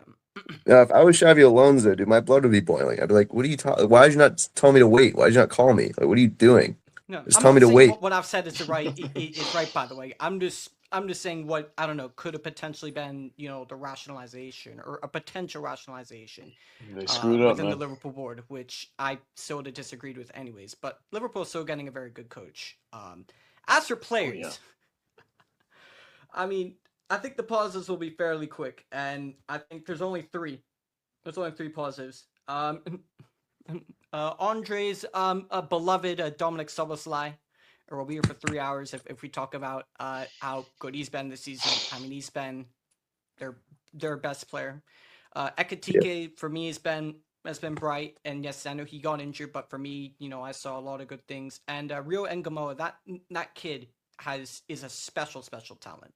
He is a very special talent, and I think, especially under Iraola, he could turn him into an absolute monster. And I think that this kid is going to have a very, very bright future at Liverpool. So, bar them three, there is no one, and I mean no one, that throughout the course of the season can keep their heads held high. Nobody. I mean, we've seen that Van Dijk's aura defending expired this season, unfortunately. McAllister looks like he forgot how to play football. He's been absolutely woeful this season. Konate has left Liverpool, which we thought he was going to stay at Liverpool. He's left on a free. I mean, La Masia to Barcelona. the equivalent of that for Real Madrid is Liverpool to Real Madrid at this point. So, anyone else have anything else to say on Liverpool at all? I would say the only signing that Liverpool has, I would say, essentially cooked with this summer has been only Ekitike. I mean, yeah, they spent 500 mil last summer to, defend their champion, title. But you know how that turned out. Like, after they signed Ekitike, I was like, okay, cool. This guy might be, the future of tech. He is the future of tech, of course. But then it didn't logically make sense for you to spend like another 100 and what was it, 20, maybe 30 mil on Isak, not even like 2 weeks later. All right. And then you sign, Frimpong and Kirkes to essentially, kind of like be the future of Liverpool's fullbacks. And then you still have Robertson and, Sloboslai putting in fullback shifts over them. Not working out so well. Curtis Jones. And Curtis Jones. Well. And Curtis Jones. And Konate, his head was in Madrid since the season started, let's be honest. And now he's finally at Madrid now. He's like, you know what I'm saying? He's at the place that he always wanted to be. Virgil van Dijk. Washed. Or defending. Washed. Let's not forget about his or defending. He's absolutely washed. I mean, that performance against Chelsea at Stamford Bridge sealed the deal. That guy, like, listen, it's defending from like when they won the Premier League title 2 seasons ago, and then up to the start of the season. I mean, let's be real, right? They were scraping wins in the beginning of the season before they got to the 15-point level. They needed a penalty to beat Burnley. They almost let Semenyo score a hat trick at Anfield in the first match week day to even win it for Bournemouth, but Chiesa and Salah closed it off. And then, their midfield, kind of like what you said, Dave. I mean, McAllister. I mean, is that the same McAllister we seen at the World Cup? No, not so much. Gravenberg, the experiment, it halted at the season. They thought he was a 6. He's clearly not a 6. He's an 8. Soboslai, I would say, has been the only bright spot of this team, including Ekitike. Gakpo, I mean, that guy just, yeah. he's like Doku at Man City with no end product. Absolute shambles, like terrible. Right wing situation with Salah, I mean, had an all-timer season last year, and then he just blundered this season. So I mean, Liverpool, they got some work to do. Yeah, if I could just add on to that really quick, Dave, I think the big issue is not only that their players were shit this season, but that so much talent for them is centered around certain areas, and other areas are just left completely blank. Like now that Salah's left, they have one winger, Gakpo. They have 2 great strikers, like Ekitike and Isak. They have a huge amount of talent in midfield, McAllister, Gravenberch, Soboslai, etc. And then they have 1 center back. They have Van Dijk. They have no right back, and they have do they have a left back? They have Kirkes, who was shit last season. So they've got such a messy squad. They have almost no defenders, and they just need to, like, I don't know. It's gonna be really hard for Iraola to figure out how to make this team tick. Wirtz, I forgot about Wirtz in midfield. Another I was just about to say that. I totally have like a generational. I forgot to mention that fraudulent of a player, bro. They spent how much M's on this guy, bro, to be the most creative player on their pitch. 40 mil. 112. No. It was close to 150. Close to 150. I am so glad that. No, not for Wirtz. It was like 115, 120. Okay, close enough. One thing I will say, if this was Paul Pogba at Man United, we would be getting slaughtered by the media. I am so glad that Viana backed out of that deal, bro, because he saved us from hell, bro. Going for Turkey instead, bro, was probably the most clutch thing we've done all season. Like, before the season even started, bro. Because, this guy, like, people started putting excuses for him, saying, oh, yeah, he sort of gets his physicality up. He sort of has to get used to the league. It's his first season, bro. But then the performances keeps on dragging. Now we're in winter. He's still performing the same. We're in spring. Okay, getting a little slightly better. Still terrible. It's just a waste of money.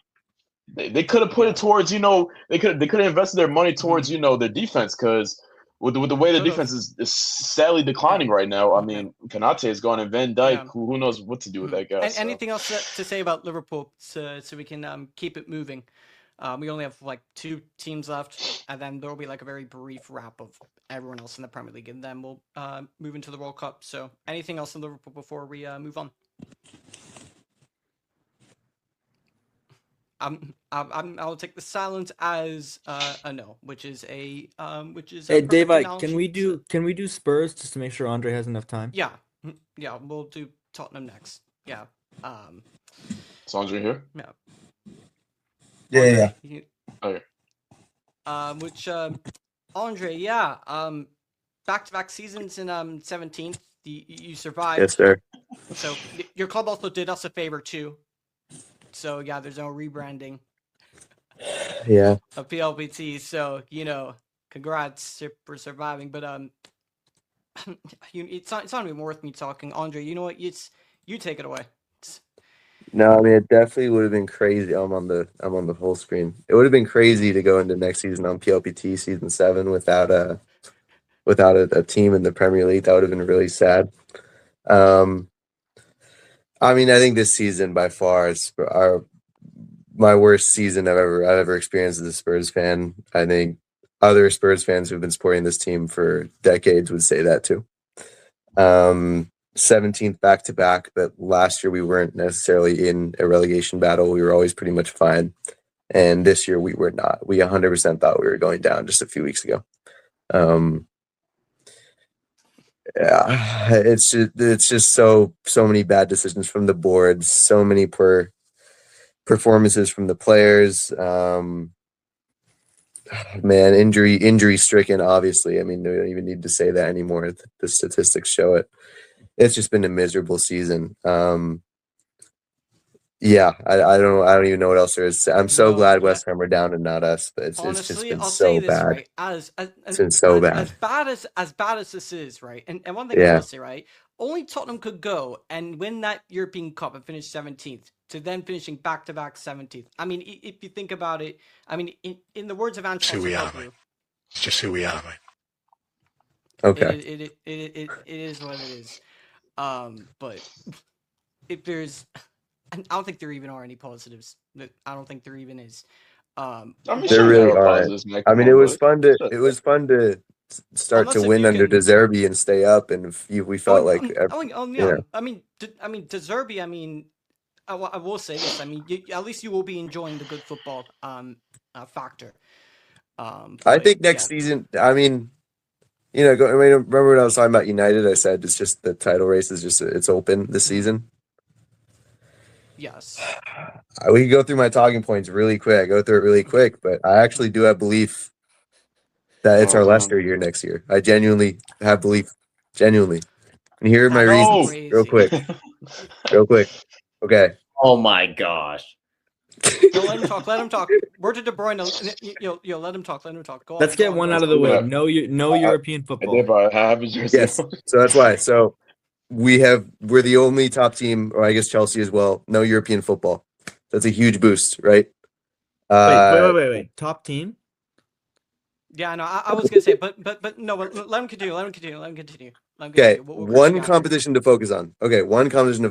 But so the whole thing is our board never gives us depth ever, and the signings we make are shit a lot of the time. But now that we've finished 17th twice, and last year we were going to be relegated. Somehow we escaped it. We were going to be relegated. The board seems to be looking at signings that are Prem proven because they actually think our squad is a lot worse than it really is. I don't think anybody realizes how good some of our players are because they've been overplayed and underperforming for 2 years onward. Really, they look so much worse than they really are. So if we have the team we currently have, we're focusing on one competition, and then our signings are really making starting signings. Like we're making signings for players to start in this team, when really we're just adding depth for our one season. Okay? So it's just like the depth that we'll have with one competition to focus on next year, anything can happen. I feel like United will finish high. I think we'll finish high.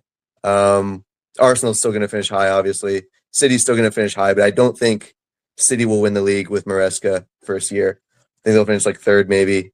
And I don't think Arsenal will sustain the form that they did this season because the PGMOL helped them so much last season. Sorry, they still Agreed. deserved it, but All I right, don't man. think they're going to get We're getting all the help that they did last year. So I just think maybe hope my delusional brain goes United, Tottenham United will be sleepers to perform really well in the Prem this season, but hopefully United can't sustain Champions League and Premier League. So hopefully we can clinch it. Okay. Wow, that was wild. I can't even lie. But people, those are some crazy predictions. But I mean, Crazy. anything can happen in football. It could be our We've seen Leicester stranger year. things. We're gonna Stranger watch. things happen in football. Wishful thinking, lad. Wishful. Very, very wishful thinking. The thing is, I don't see any other scenario that we actually win the league other than the board thinks our team is worse than it is and actually makes good signings, and then we have like I don't see an any actual good scenario. bench. I don't see any scenario you win the league. We'll see. We'll see. We have. But this is a perfect segue into our final side before we do just the general roundup for everyone else. For me, Tottenham aren't even like the most disappointing for me. They What? aren't even in the worst of the top six, and you want to know why? Because this slot right here, the amount of hype, the world champions, and all the hype and the promise and all that.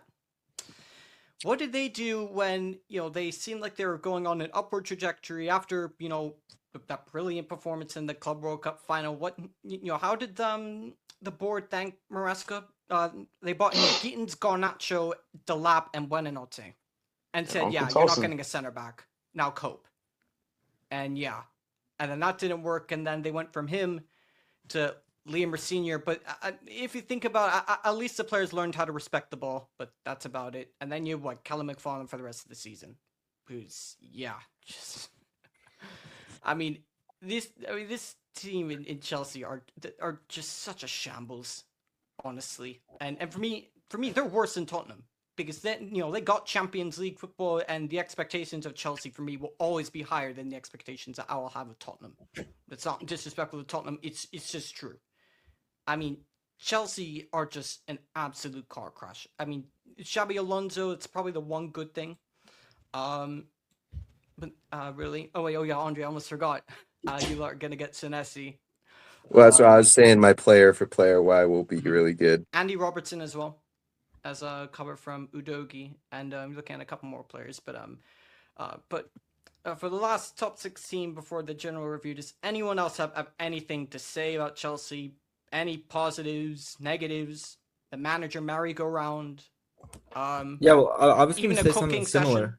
I was going to say something similar to what Andre said about Spurs, about Chelsea, actually, because I think that Chelsea actually have a decent team. I just think that their defense is a complete mess. So I think if they make if they just make one or two smart defensive signings, I think they could, with the absence of Europe, be in with a shout for the title next season as well.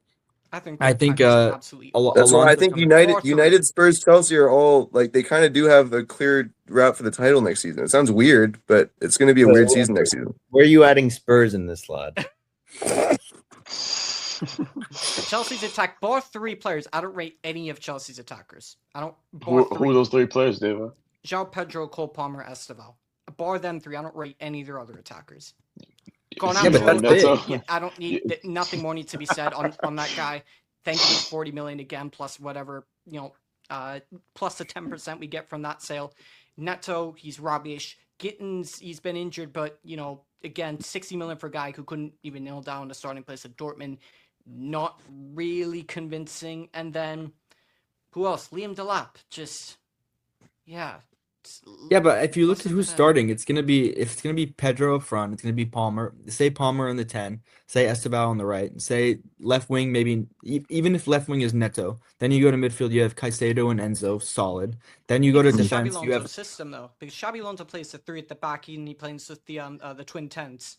But that'll be interesting. I don't know. I don't know what Xabi Alonso is gonna do, but we know Xabi Alonso is a good manager, and I think he's gonna do good things with them next season, especially in the absence of Europe. And if they make a smart center back signing at 1 or 2 at least, then I think that they do have a shout next season. I think they need to really add their depth, because say those attacking players go out again, you have Garnacho, you have like these Delap, like those are not good enough backup players for them to make the Champions League. Running a Seriously 3-back with spot those on. Chelsea defenders, bro. Suicide. Wesley Fofana, he's That's gone under suicide, the radar. bro. It was like A 70 three-back. million. If they go through this summer without making a single solid, like what Joe said, a single solid defending signing, bro, and Xabi Alonso decides to run a 3-back with those teams. I think Levi Cole. I think Levi Cole raps. is a decent player. Although for me, I just think he's for me. Levi Cole is one of those. He's either way too underrated or far too overrated. He's one of those. But I think that he'll be more than fine in the back three. He's a decent ball playing center back. I think Joel Hato is a good player as well. Whether it's at left. Yeah, but he needs to pick a position. He's played left back. He's played center back. It's like and that's you got to pick one, that's bro. not to his own. He's got a fault. point. That's obviously due to the the complete lack of structure in this Chelsea side. That's not Joel Eto's fault. If anything, I think that's testament to him in being able to play well multiple positions. But regardless, he'll definitely take one of the center back or defensive roles, whatever. Reece James, if he's fit, will play, but they definitely need a commanding center back for sure. And this Chelsea spine needs to be strengthened. But again, we will see. We'll see what happens with this Chelsea side. But for me, I think, similar to Man United's aspirations, for me, a lot depends on on how the summer looks like. If we do what we need to do in the summer window, I think we can mount a challenge for the league. If Chelsea do what they need to do in the summer, they can mount a challenge for the Champions League spots. But we shall see. Next, Aston Villa. Then after Aston Villa, it's it's really a lot less in depth. It will be relatively quick fire after Villa. But Unai Emery, dealing with Unai Emery, does better than anyone else, aka winning the Europa League. And yes, the Europa League's quality is has gone down by so much. But however, at the same time, when an Emery side's in the Europa League, you just know that they're gonna win, honestly. But Villa still have had a great season though, finishing fourth as well. I'd probably say that's for me, and even on top of winning the Europa, the fact how they've done that and finished fourth, with the financial difficulties that Villa had, seeing some of the players that they brought in as well, hats off to Unai Emery, honestly. What were you saying for Aston Villa? Manager, players, positive, negatives? I think Villa have come such a long way these last couple of years. I mean, with Emery, it didn't work out at Arsenal, but I think he's found a club where he's at their level, where he can really give them that success. And, I think just them winning that trophy was a massive achievement for them. To win any sort of European trophy is really big. So, yeah, I feel it's good to see English clubs do well, I think, just to represent, the league. And again, getting top four is where they want to be. So, yeah, I think Villa have done great this season. And that, you want to end the season with a trophy as well as finishing in that top four. So, they've done really good for me. For Villa, used to be relegated, coming back up, and have stayed in the league. And what a transformation! And they've got some fantastic players as well. Some phenomenal players. Yeah, that's a perfect transition into some of the standout players. I mean, there's so many positives that you can name. But I mean, for me, if I had to pick one, and for me, I'm I'm not going to go the boring route and pick the Rodgerses, and even he's been hot and cold. And I'm not, Ollie Watkins has been up and down, but yeah, he was on fire towards the end of the season. But for me, it's got to be Captain Marvel, Mr. Consistent himself, John McGinn. Like, I've said this so many times. Like, if Fergie was still managing, like Fergie would be doing everything to sign that guy from Man United. Like, Fergie would have loved a player like that.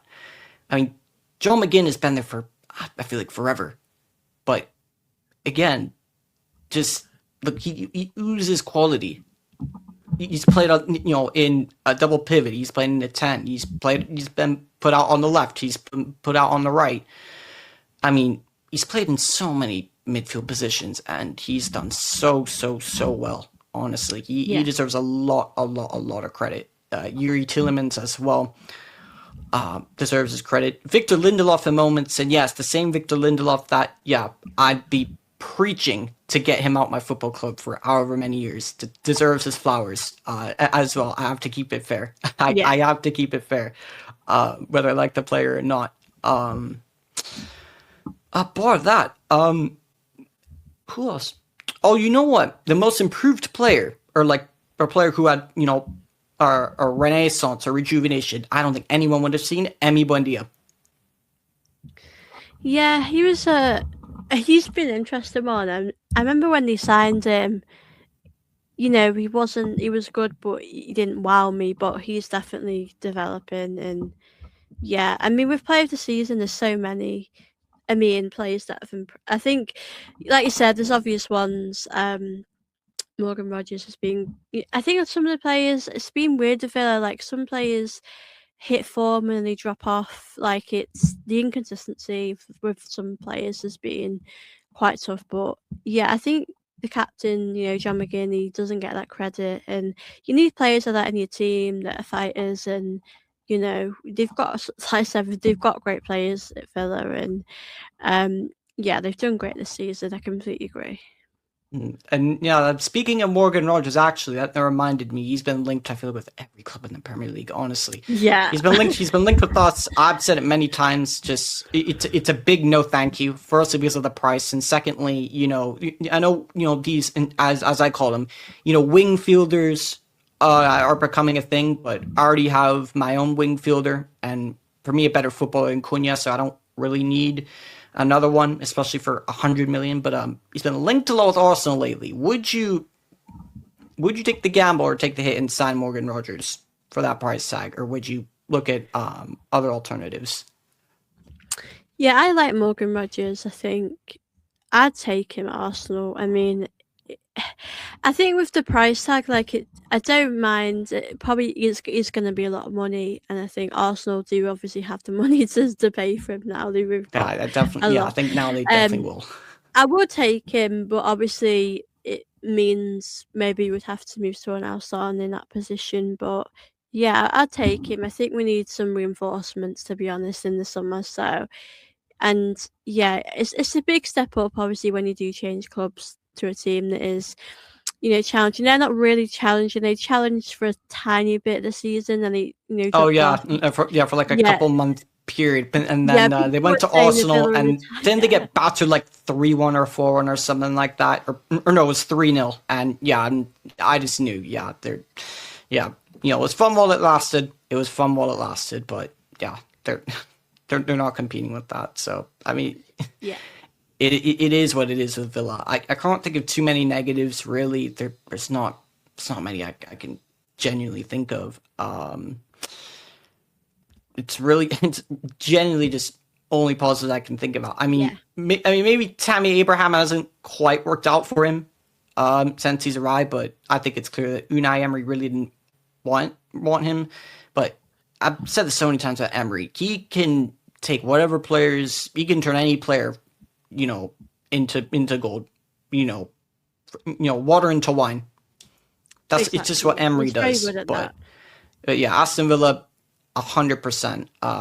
Either A or S, for sure. Yeah. Which, by the way, at the end of this, we'll post a graphic or like a tier list graphic of where we rank each of their seasons, and let us know what you think. All right, and now into more of like the quick fire round, because the first 6, 7. Oh fuck. You feel it now? Yeah.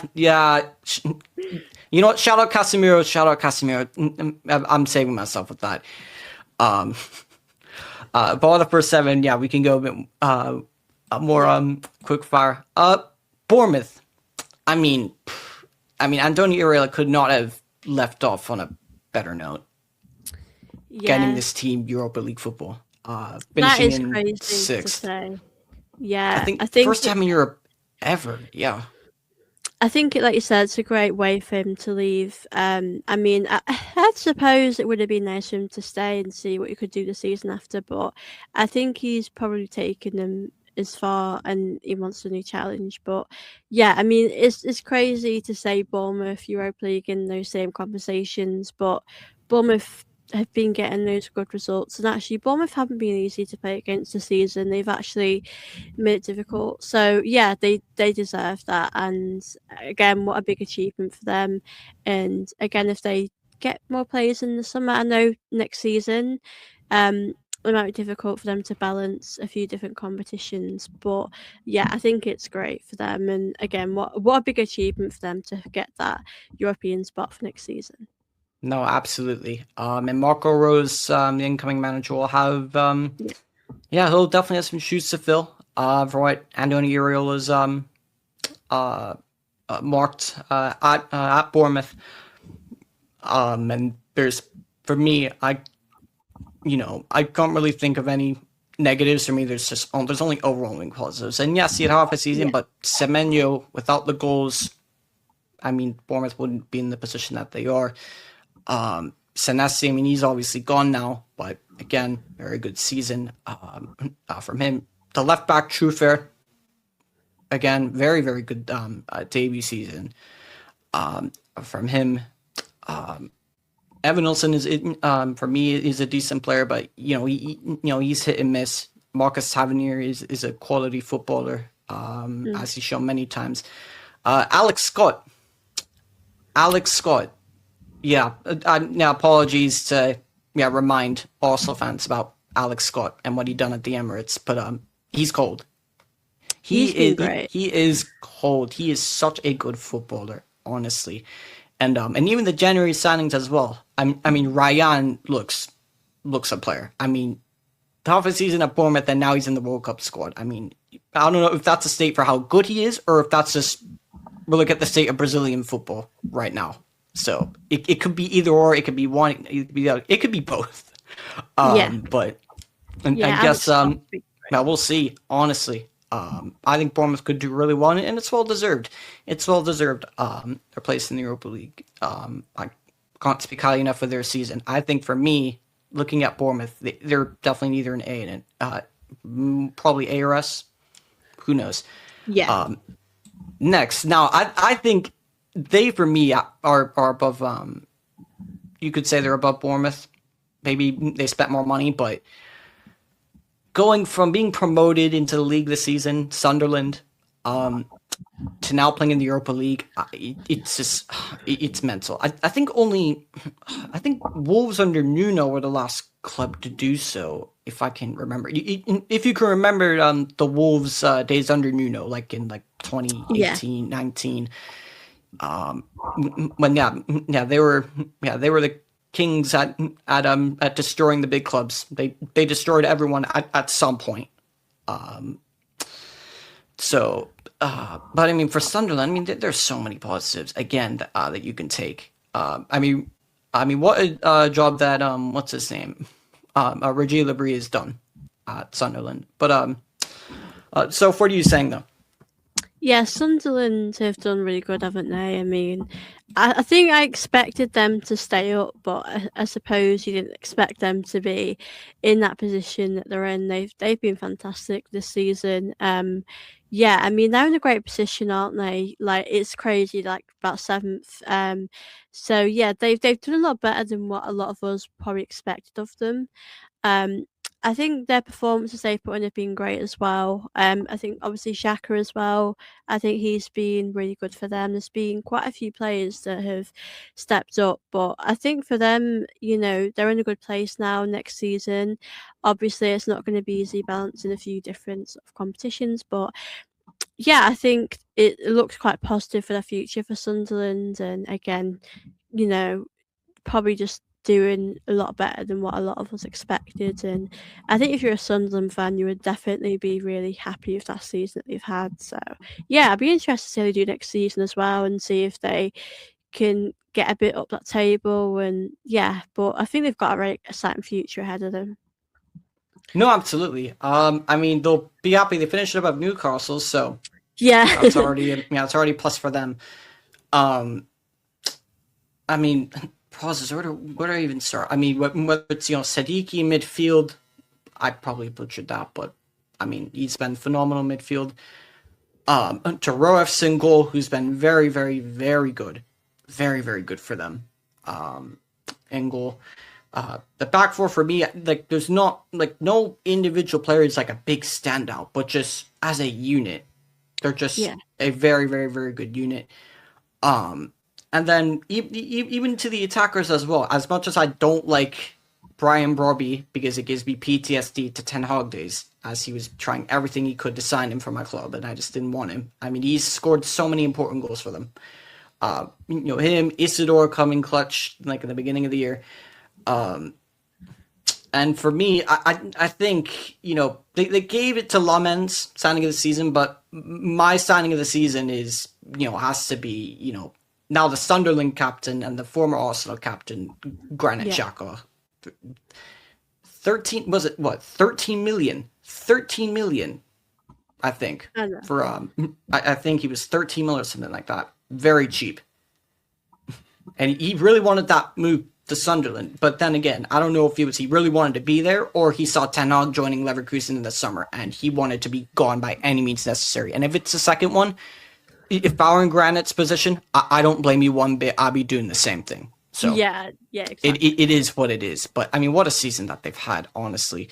How they'll do in Europa League, I mean, who knows? I mean, seeing the window that they had and the surprising amount of money that they spent, one can only assume from what they've seen. So if they have a similar window and bring in even better players, I mean, they could have a real go at this.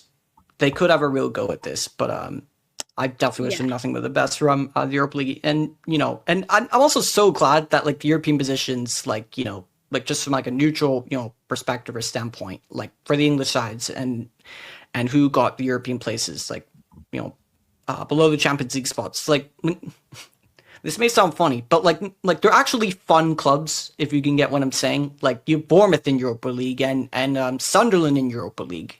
Like, it's just much more interesting to see, honestly. Like, rather than getting your Chelsea in Europa League, which I can't even lie. They deserve nothing.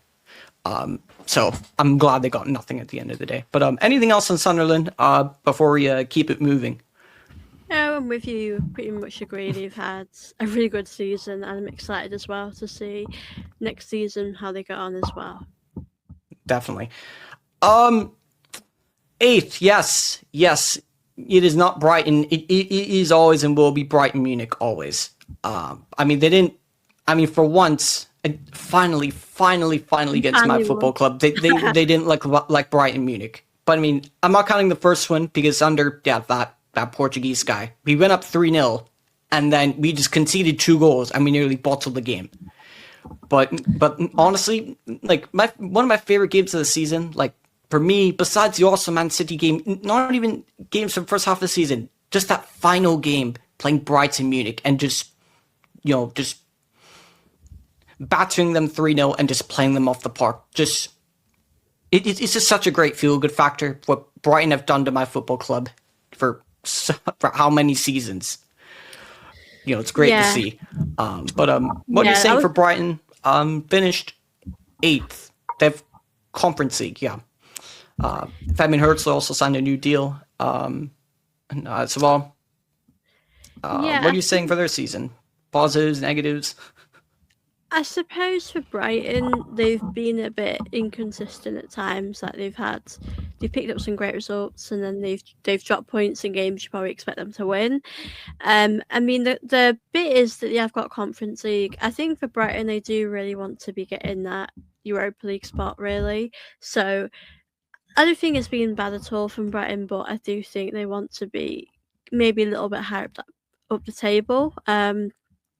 But obviously for them, they can do a little bit better. But I think they're in a good place. To be 8th isn't too bad. I think if they can get up a bit more next season and bring in more players, I think they'll do good. So I think they've had not bad season, but I think they can do a bit better and get maybe 6th if they can. But it's very competitive. That Europa League spot is being so competitive this season, which has definitely been a big part to play as well. No, 100%. Their run to the European spots was made, for me, I feel like a bit late. Same with Sunderland as well. But I mean, hey, look, they clutched up on it, and they got themselves European football. For players, I mean, Van Hecke, I mentioned him already. That's been a shining positive. Verbruggen's had another great season. Shout out my guy Danny Welbeck, as always. Getting his customary goal against Chelsea, and of course, as typical as always, getting his customary goal against us, as he typically always does with Brighton. And as always, Danny Welbeck didn't score in the final game of the season though, so I'll take it. Diego Gomez has been good for them. Negatives. Carlos Baleba, but I think we all know why. Shout out Carlos Baleba. He done a massive favor by lowering that price tag. So and I don't think he's just become a bad player overnight. I think him and the manager just whether it's style of play doesn't suit him or they don't see eye to eye. I just don't think a player who was so unbelievable the season before has just become a poor player overnight. In one season. There's definitely still a very good player in there, but he's had a horrendous campaign. But, I don't mind it at all. I do not mind it at all in the context of the summer transfer window and our transfer targets in midfield. I do not mind. So that Brighton Munich can't do a Brighton Munich and ask for, Caicedo level fees for all of their players. I heard apparently they want like 70 to 80 mil for Van Hecke, which that's the state of the market these days. It's mental, but shout out Ursula. They got Conference League, and that'll be an interesting watch, but we shall see. Now, this is going to be really interesting because up until I feel like a few weeks before the end of the season, I would have given them, and undoubtedly in S tier because I was thinking they were going to get European football. Yeah, but in the last few weeks, they have bottled it. They have absolutely bottled it, and they've somehow fallen out of the European spots, which it's so unfortunate, but it's just the way it is. But what are you saying for Keith Andrews? Still has had a larger good season. The manager, positives, negatives. What are you saying, Soph? Yeah, I think it's a real shame, isn't it, for them that they didn't get that Europa League, and I think they did really good this season. They did a lot better than what a lot of us probably predicted.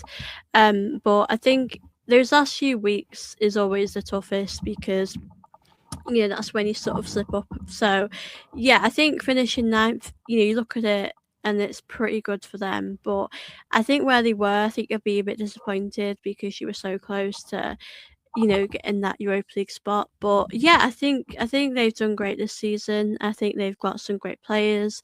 And I think next season, I think they just need to try and get that Europa League spot. I mean, it's crazy as well having these conversations because, you wouldn't ever expected Brentford to be in that position, but they've come a long way, these last couple of years. But I think they've had a great season and they should be proud, even if it's a bit disappointing to have ended it not in the best way.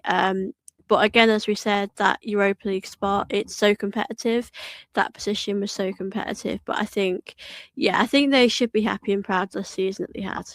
No, absolutely. And wait, I don't know why this just come to me now, but super random. I almost forgot about Bournemouth. How could we talk about Bournemouth and not talk about Junior Krupi?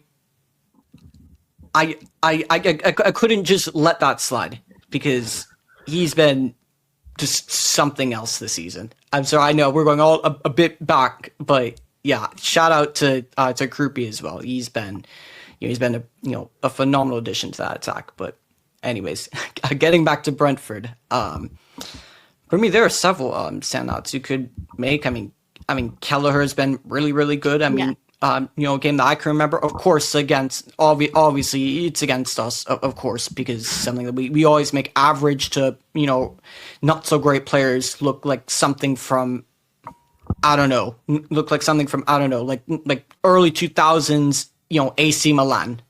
We made him look like prime Alisson with the penalty save. We made Igor Thiago, shout out Igor Thiago's had a good season, but we made him look like prime Didier Drogba that game. But I mean, all those players have had good seasons. I mean, Django Ouattara and Kevin Schade have had decent campaigns, I'd have to say. Yeah.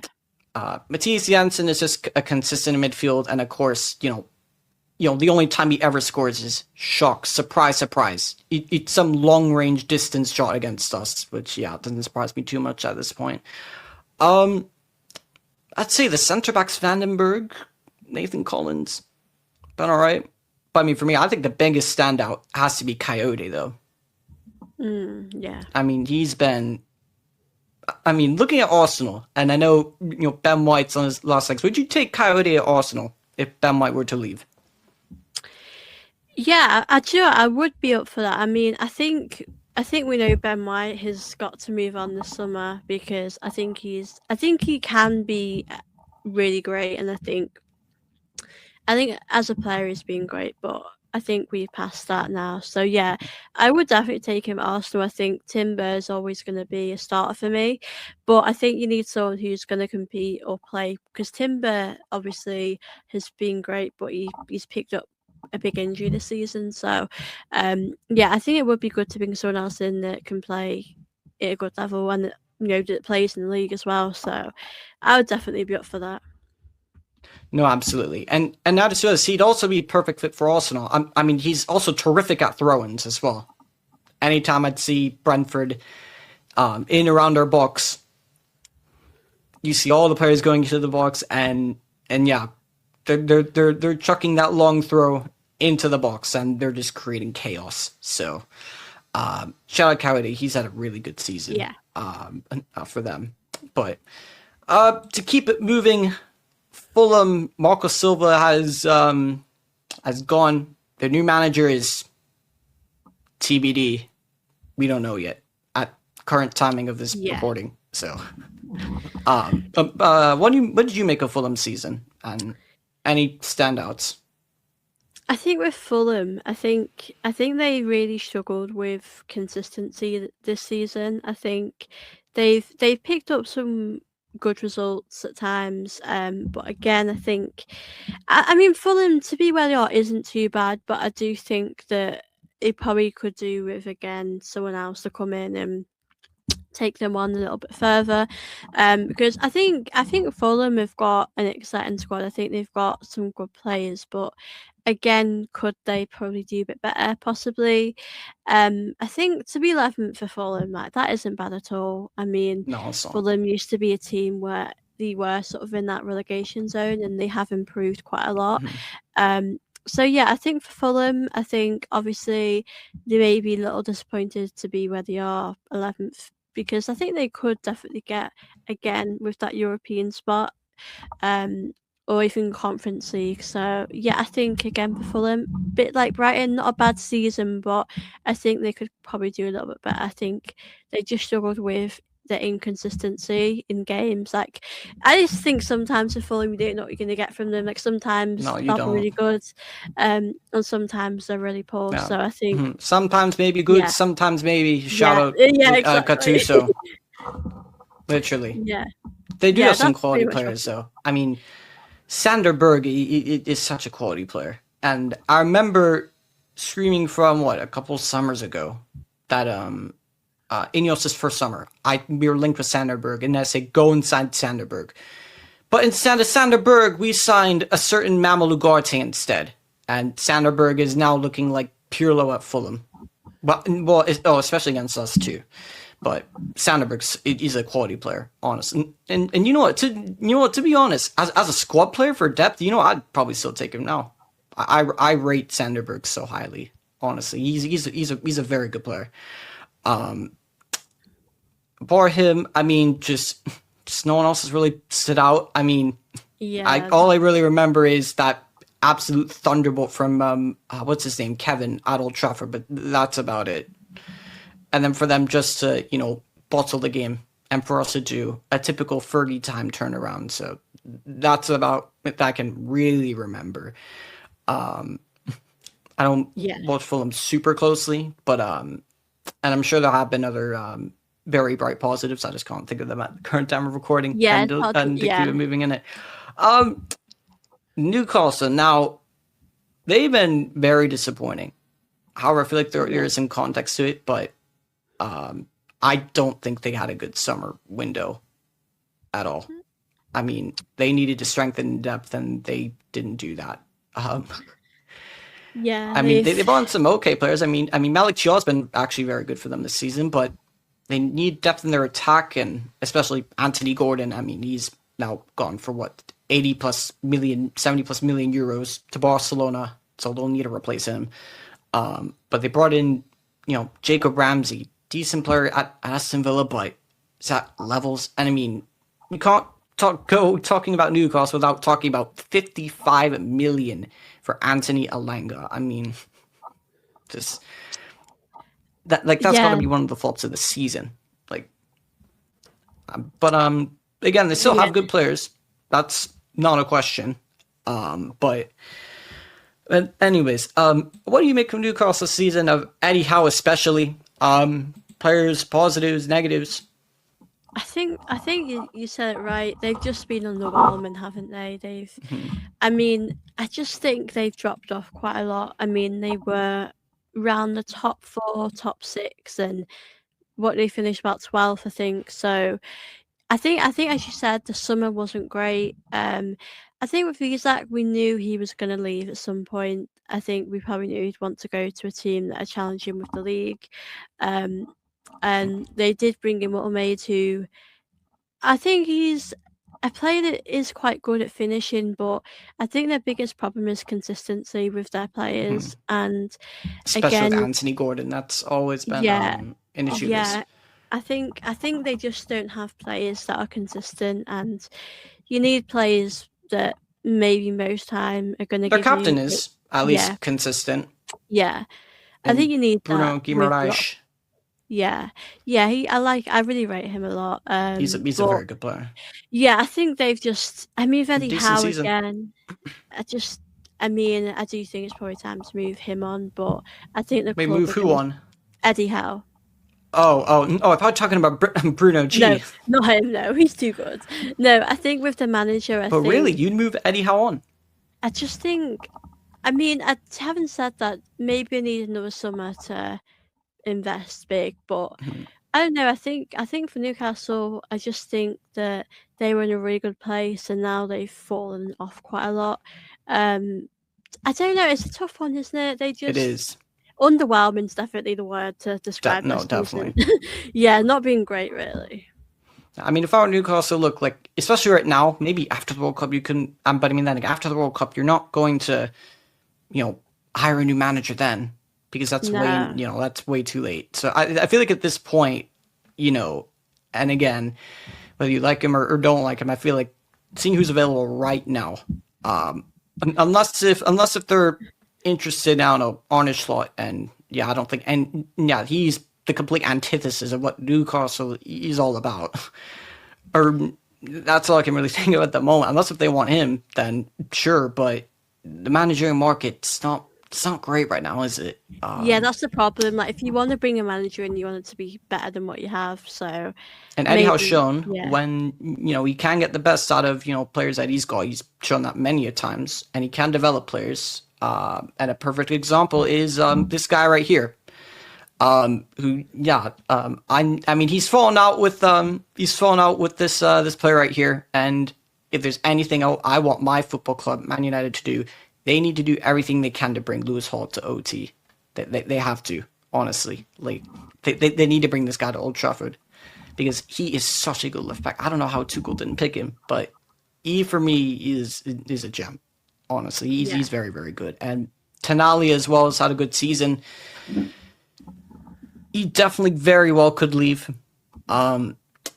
because Newcastle are in financial trouble. They need to sell, but hopefully he stays and Lewis Hall can leave, because I need Lewis Hall at my football club next season. But they've been really underwhelming. especially for a team in the Champions League as well. You would have, and I know it's Newcastle and all that, but you still would have expected maybe definitely more in the transfer window at least. Like even in the big money winger signing, and it's funny. Everyone turned down Newcastle that summer. I mean, my entire front three turned them down, which was very, very funny. I have to say, and I mean, you see what's going on, and I'm not gonna let Nick Voldemort also slip under the carpet as well, because the way he started and how it's ended for him. I mean, Eddie Howe's, this is where I have my criticism of Eddie Howe. Eddie Howe thinks he can do what he did with Joe Linton, and Nick Voldemort is just not that player. He can't play central midfield. But what did you think of Voldemort's fall off? Because I think it's crazy. He's a good player, but he just fell off, didn't he? Yeah, I think he was, like you said, he was doing really well, and then it just felt like it all collapsed a bit. And I think it's just the inconsistency again. It's an interesting one. Do you give him a bit of time and see if he gets better? I do think Newcastle need to probably bring in some attacking players that are going to be a bit more reliable and consistent, because I think they've got a few players. I mean, I know Anthony Gordon's left now, but I think he's got potential. I think his finishing's really good when he can finish. But yeah, I think it's just a bit underwhelming how he dropped off. But I think when you do replace a player like Isaac, there's going to be a bit of pressure on you to kind of live up to his expectation, just to deliver in the league as well. So maybe next season he can pick up his form. But like you said, he was good and he dropped off, which isn't great for Newcastle. And he's a good footballer. He is. I rate Nick Voldemort, but when Eddie Howe was trying to play him in central midfield to do a Joe Linton thing, that's where Eddie Howe lost me a little bit. I have to be honest, but I mean, look, if you're looking for an Anthony Gordon replacement, still on high energy, high pressing, work rate, runs around a lot. I have a perfect player for them, and he's English as well. His name is Mason Mount, and I'll send him on the first train to Newcastle. I'll pay for the flights, ferries, whatever, the taxi, the bus, the coach there. I'll pay for the ticket. I'll pay for the one way. Perfect replacement. Yeah, I mean, and Mason Mount can't consistently finish either. So it's essentially like for like. I hope and I wish, but yeah, I don't think Newcastle ever would. I think Eddie Howe's got a brain. I would think so. But anything else to say on Newcastle? Oh, shout out Harvey Barnes, by the way. He's been decent. And Livermento. He's had a good season, but. Yeah, I think pretty much what we said, really. I think they've just got to have a much better season, and hopefully in the summer they'll have a good window, because last summer just wasn't a great window for them, really. Yeah, and Lewis Hall's a quality player, and yes, in that second leg against Barcelona, Lamine Yamal had him doing gymnastics, but in that first leg he had him in his back pocket. So yeah, I need to see that guy at Old Trafford next season. Who do we have next? Everton. I thought that they were going to get European football. I was genuinely convinced, and then kind of like Brentford, they fell off. But David Moyes, first season in their new stadium, by the way. What would you say for David Moyes and Everton season? Players, the positives, negatives. Definitely not giving any hints at all.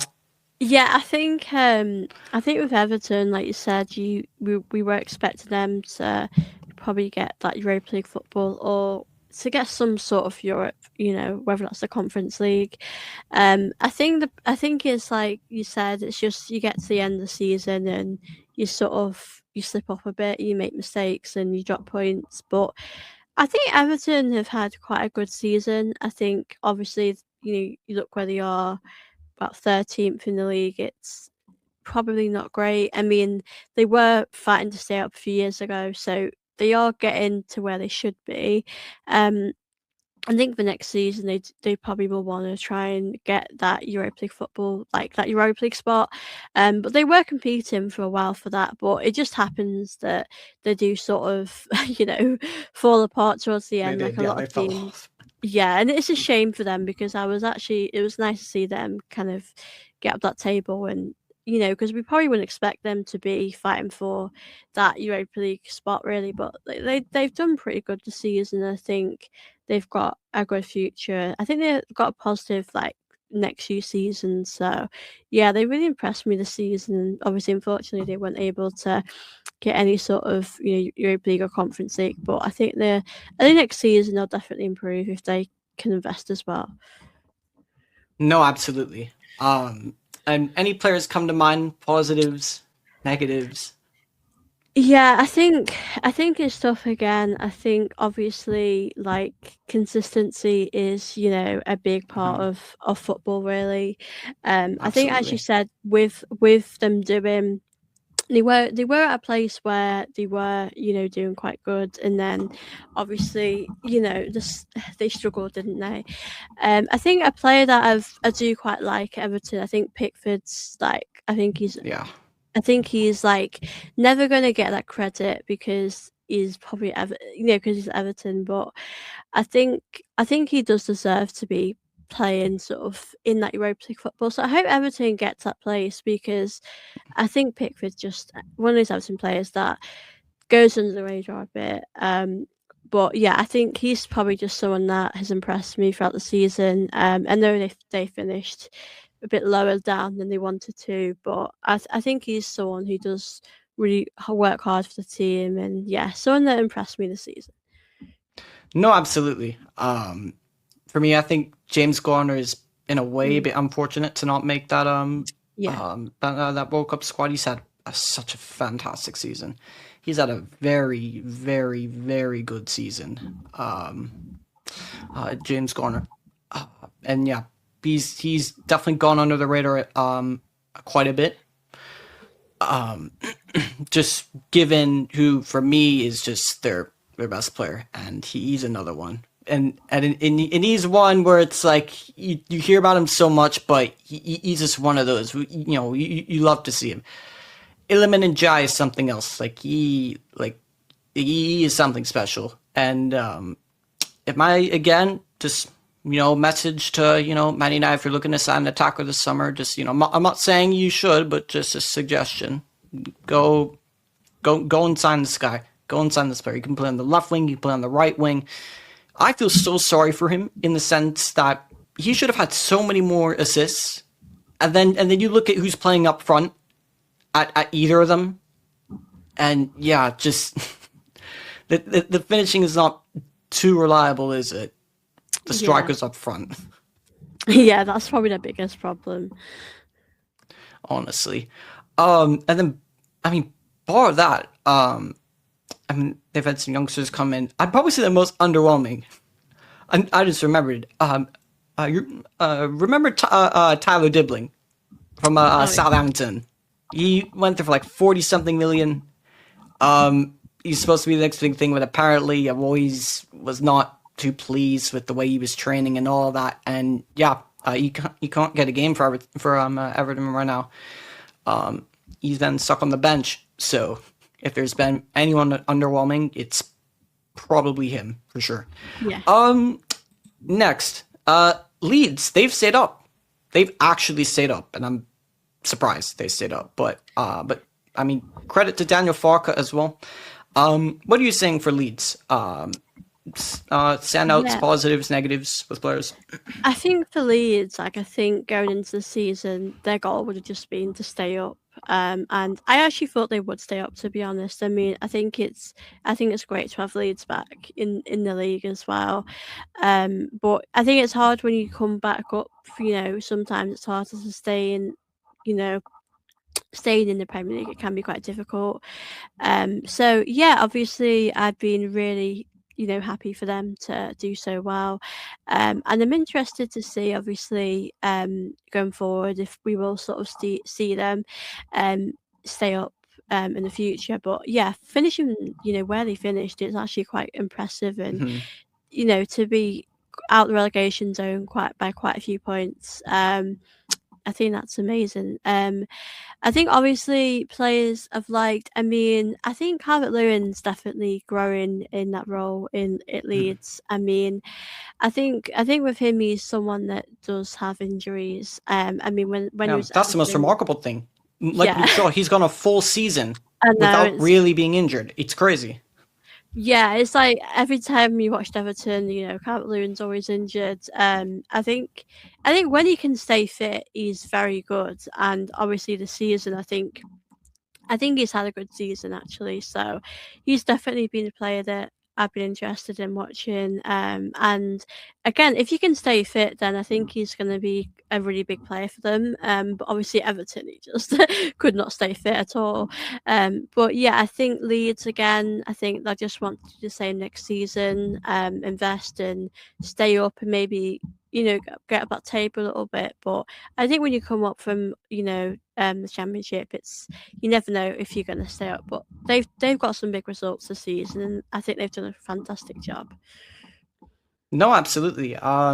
I think another one that's going to go under the radar. I think Ethan Ampadu's had a very good, solid campaign, as well as Anton Stack has as well, if I'm saying that correctly.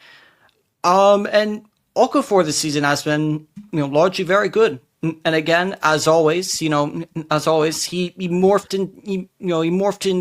into his inner, flipping 2020/2021, Kylian Mbappe-esque performance at Old Trafford. Not surprised, but I remember that performance, and yeah, I kind of be biased. It was an incredible performance, but he's had a good season as well. Brendan Aronson as well has had a decent season, but.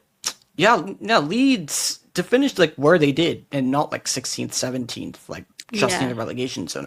That is quite impressive. And playing the football that Daniel Farke plays, honestly, fair play. Fair play. Now a team that when we saw them last season, they've fallen off a cliff. But I think if we apply, the context of what they've won this season, I mean, it's definitely an interesting one of where you rate their season. I mean, Oliver Glasner is now gone. We don't. Again, time of the recording, we don't know who the manager is. We have no idea. Nothing's been announced. But apparently, it's the manager from Lons. I don't know his name off the top of my head, but he's the favorite to succeed him. But thoughts on Palace this season? Any stand-up players come to mind, positively, negatively? Yeah, I think obviously finishing like 15th isn't where Palace probably should be, but obviously they have just won a big trophy, and for Palace that's massive for them. And I think what they've probably done is they've put a lot of energy into that competition, and with the league that's probably had a little bit of they have tried in the league, but I think that probably hasn't been their priority. I think obviously they've lost a few players, haven't they, in the summer? Obviously, Eze leaving as well, who did get quite a lot of goals for Palace. But yeah, I think for Palace, I think they've won a big trophy. I think if you look at it from Palace, you'd be happy with what you've won. But yeah, I mean, they probably should be at least 10th. Around that position, but they probably don't have the squad depth really to rotate too much with the players. But yeah, not a great season in the league, but I think they've won something big, and obviously Mateta as well. I think he's quite a great player to have in the team. Again, scoring in these big moments. I definitely like Mateta. I really rate him actually. I think he's a great finisher. He's a good player. Yeah, he's probably one of the players that I look out at Crystal Palace, and I think he gets you quite a few goals. I mean, I know really with a striker, you probably want, I don't know, like 15 to 20 maybe, but I think for him, I think he's probably been one that I've really enjoyed watching this season. No, absolutely. I think another one you have to mention for a large portion of the season, especially when Mateta was out and the whole transfer speculation, Ismail Yassar had to carry so much of the baggage for, who's going to score the goals for Palace. Yeremy Pino is in the side, then he's out the side. And then you look at the back. I mean, Lacrosse had such a great campaign. Gahey up until he left. even Chris Richards done very, very well. Munoz, decent campaign. But yeah, Palace also very much confused me. And yeah, I know, they needed some depth in January, and you can't always get the best in January. But, you could sign 2 attackers in January, and you sign, Evan Gason on loan, who was doing not great at Aston Villa, which I think they're going to sign him permanently. I don't know for sure. They signed Brennan Johnson for 35 million, and then what's his name? Hugo Strand Larson from Wolves for like north of 50 million. That's going to be like their long-term replacement for when Mateta eventually goes, which I was just a bit confused on. I mean, I understand strengthening in January, but the players that you bought just... Yeah. I don't know, like long-term, like if that's really going to help you, and like, especially for a club like Palace, like 50-something million is a lot. 35-something million is a lot. But of course, I can't talk about Palace without shouting at my guy Adam Morton as well. Just serious player. Yeah, he's definitely incredible. And yeah, Crystal Palace have got some great players actually. That's why so many clubs always want to get their players. But always. Yeah, I think next season they probably just need to do better in the league. But obviously they've won a trophy, so that's really big for them. And I mean, Crystal Palace have done great in that, but yeah, obviously I'd be interested to see where they do finish next season and if they invest big. I think they need a bit of squad depth probably, but I think it's weird, like they finished 15th, but in a way it has been good for them because they've won a big trophy. No, absolutely. And Glasner, you could say what you want about the league this season, but the fact how he's, has had Palace like regularly having silverware in his tenure there is a bit crazy to think about. But yeah, shout out Crystal Palace, I guess. Now Nottingham Forest. I mean, this club behind the scenes are just a shambles. I mean, how many managers have they had this season? I mean, they've gone from Nuno to Ange Postecoglou, which that hire made no sense. And then just to see that his attacking football just did not work, but word to Ange again, it's who they are, mate. And then it's Daesh, and then Vitor Pereira, who's done the Nuno low block thing, and now they're looking much better. So I don't think I've ever seen a club go through not counting interims, like 4 different managers in one season. Which that's a bit mad. But what are you saying for Forest this season? Players stand out negatively, positively?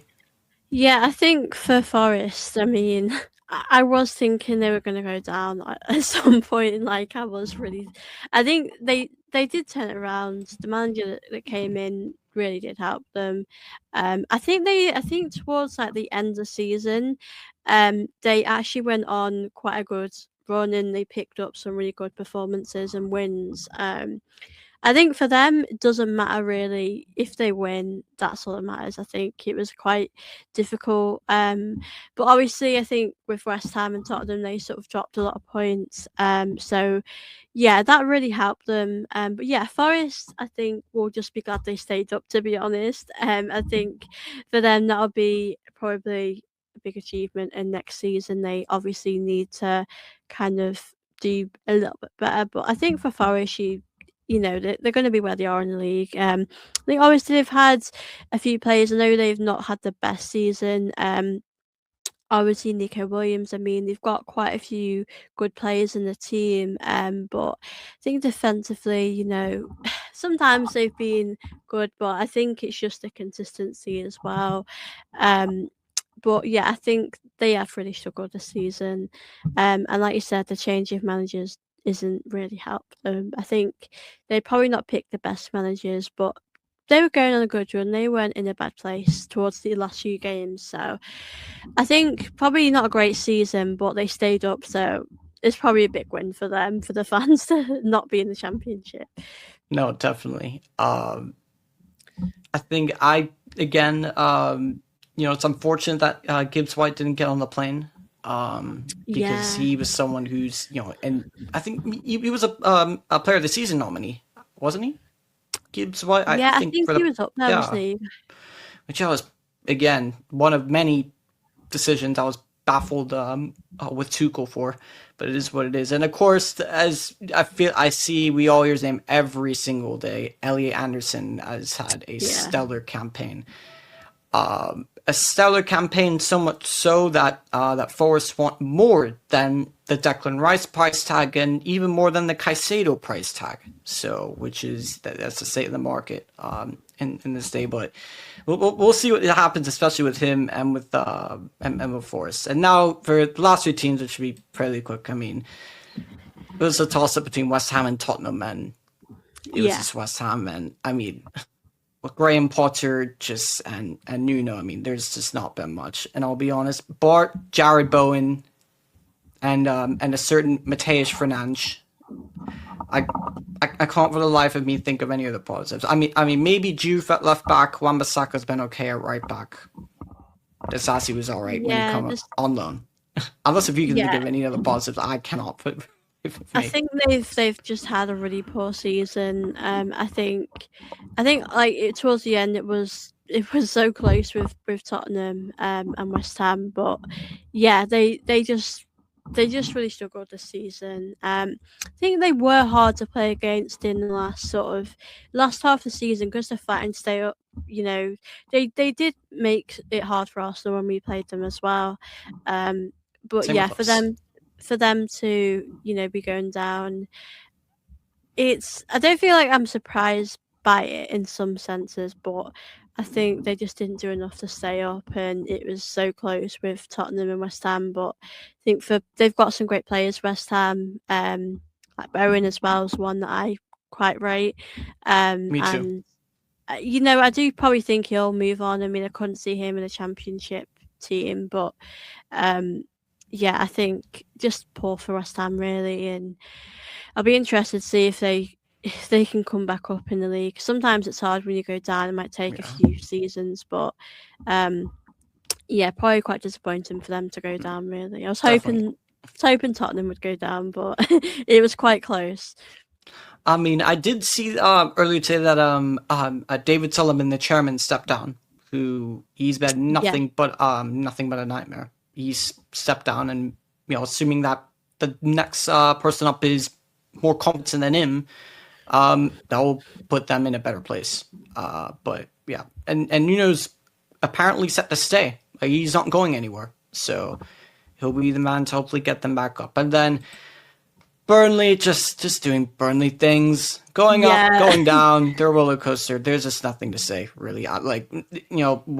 Scott Parker and they really had an interim called Michael Jackson. I can't even lie. There's nothing positive to take from this team.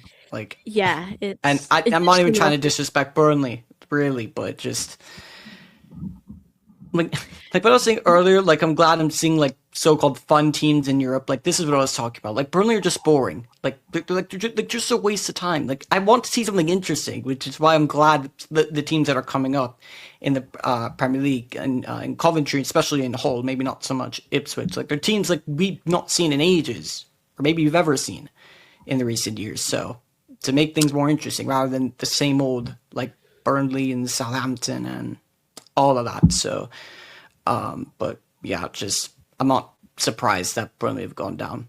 There's just nothing interesting.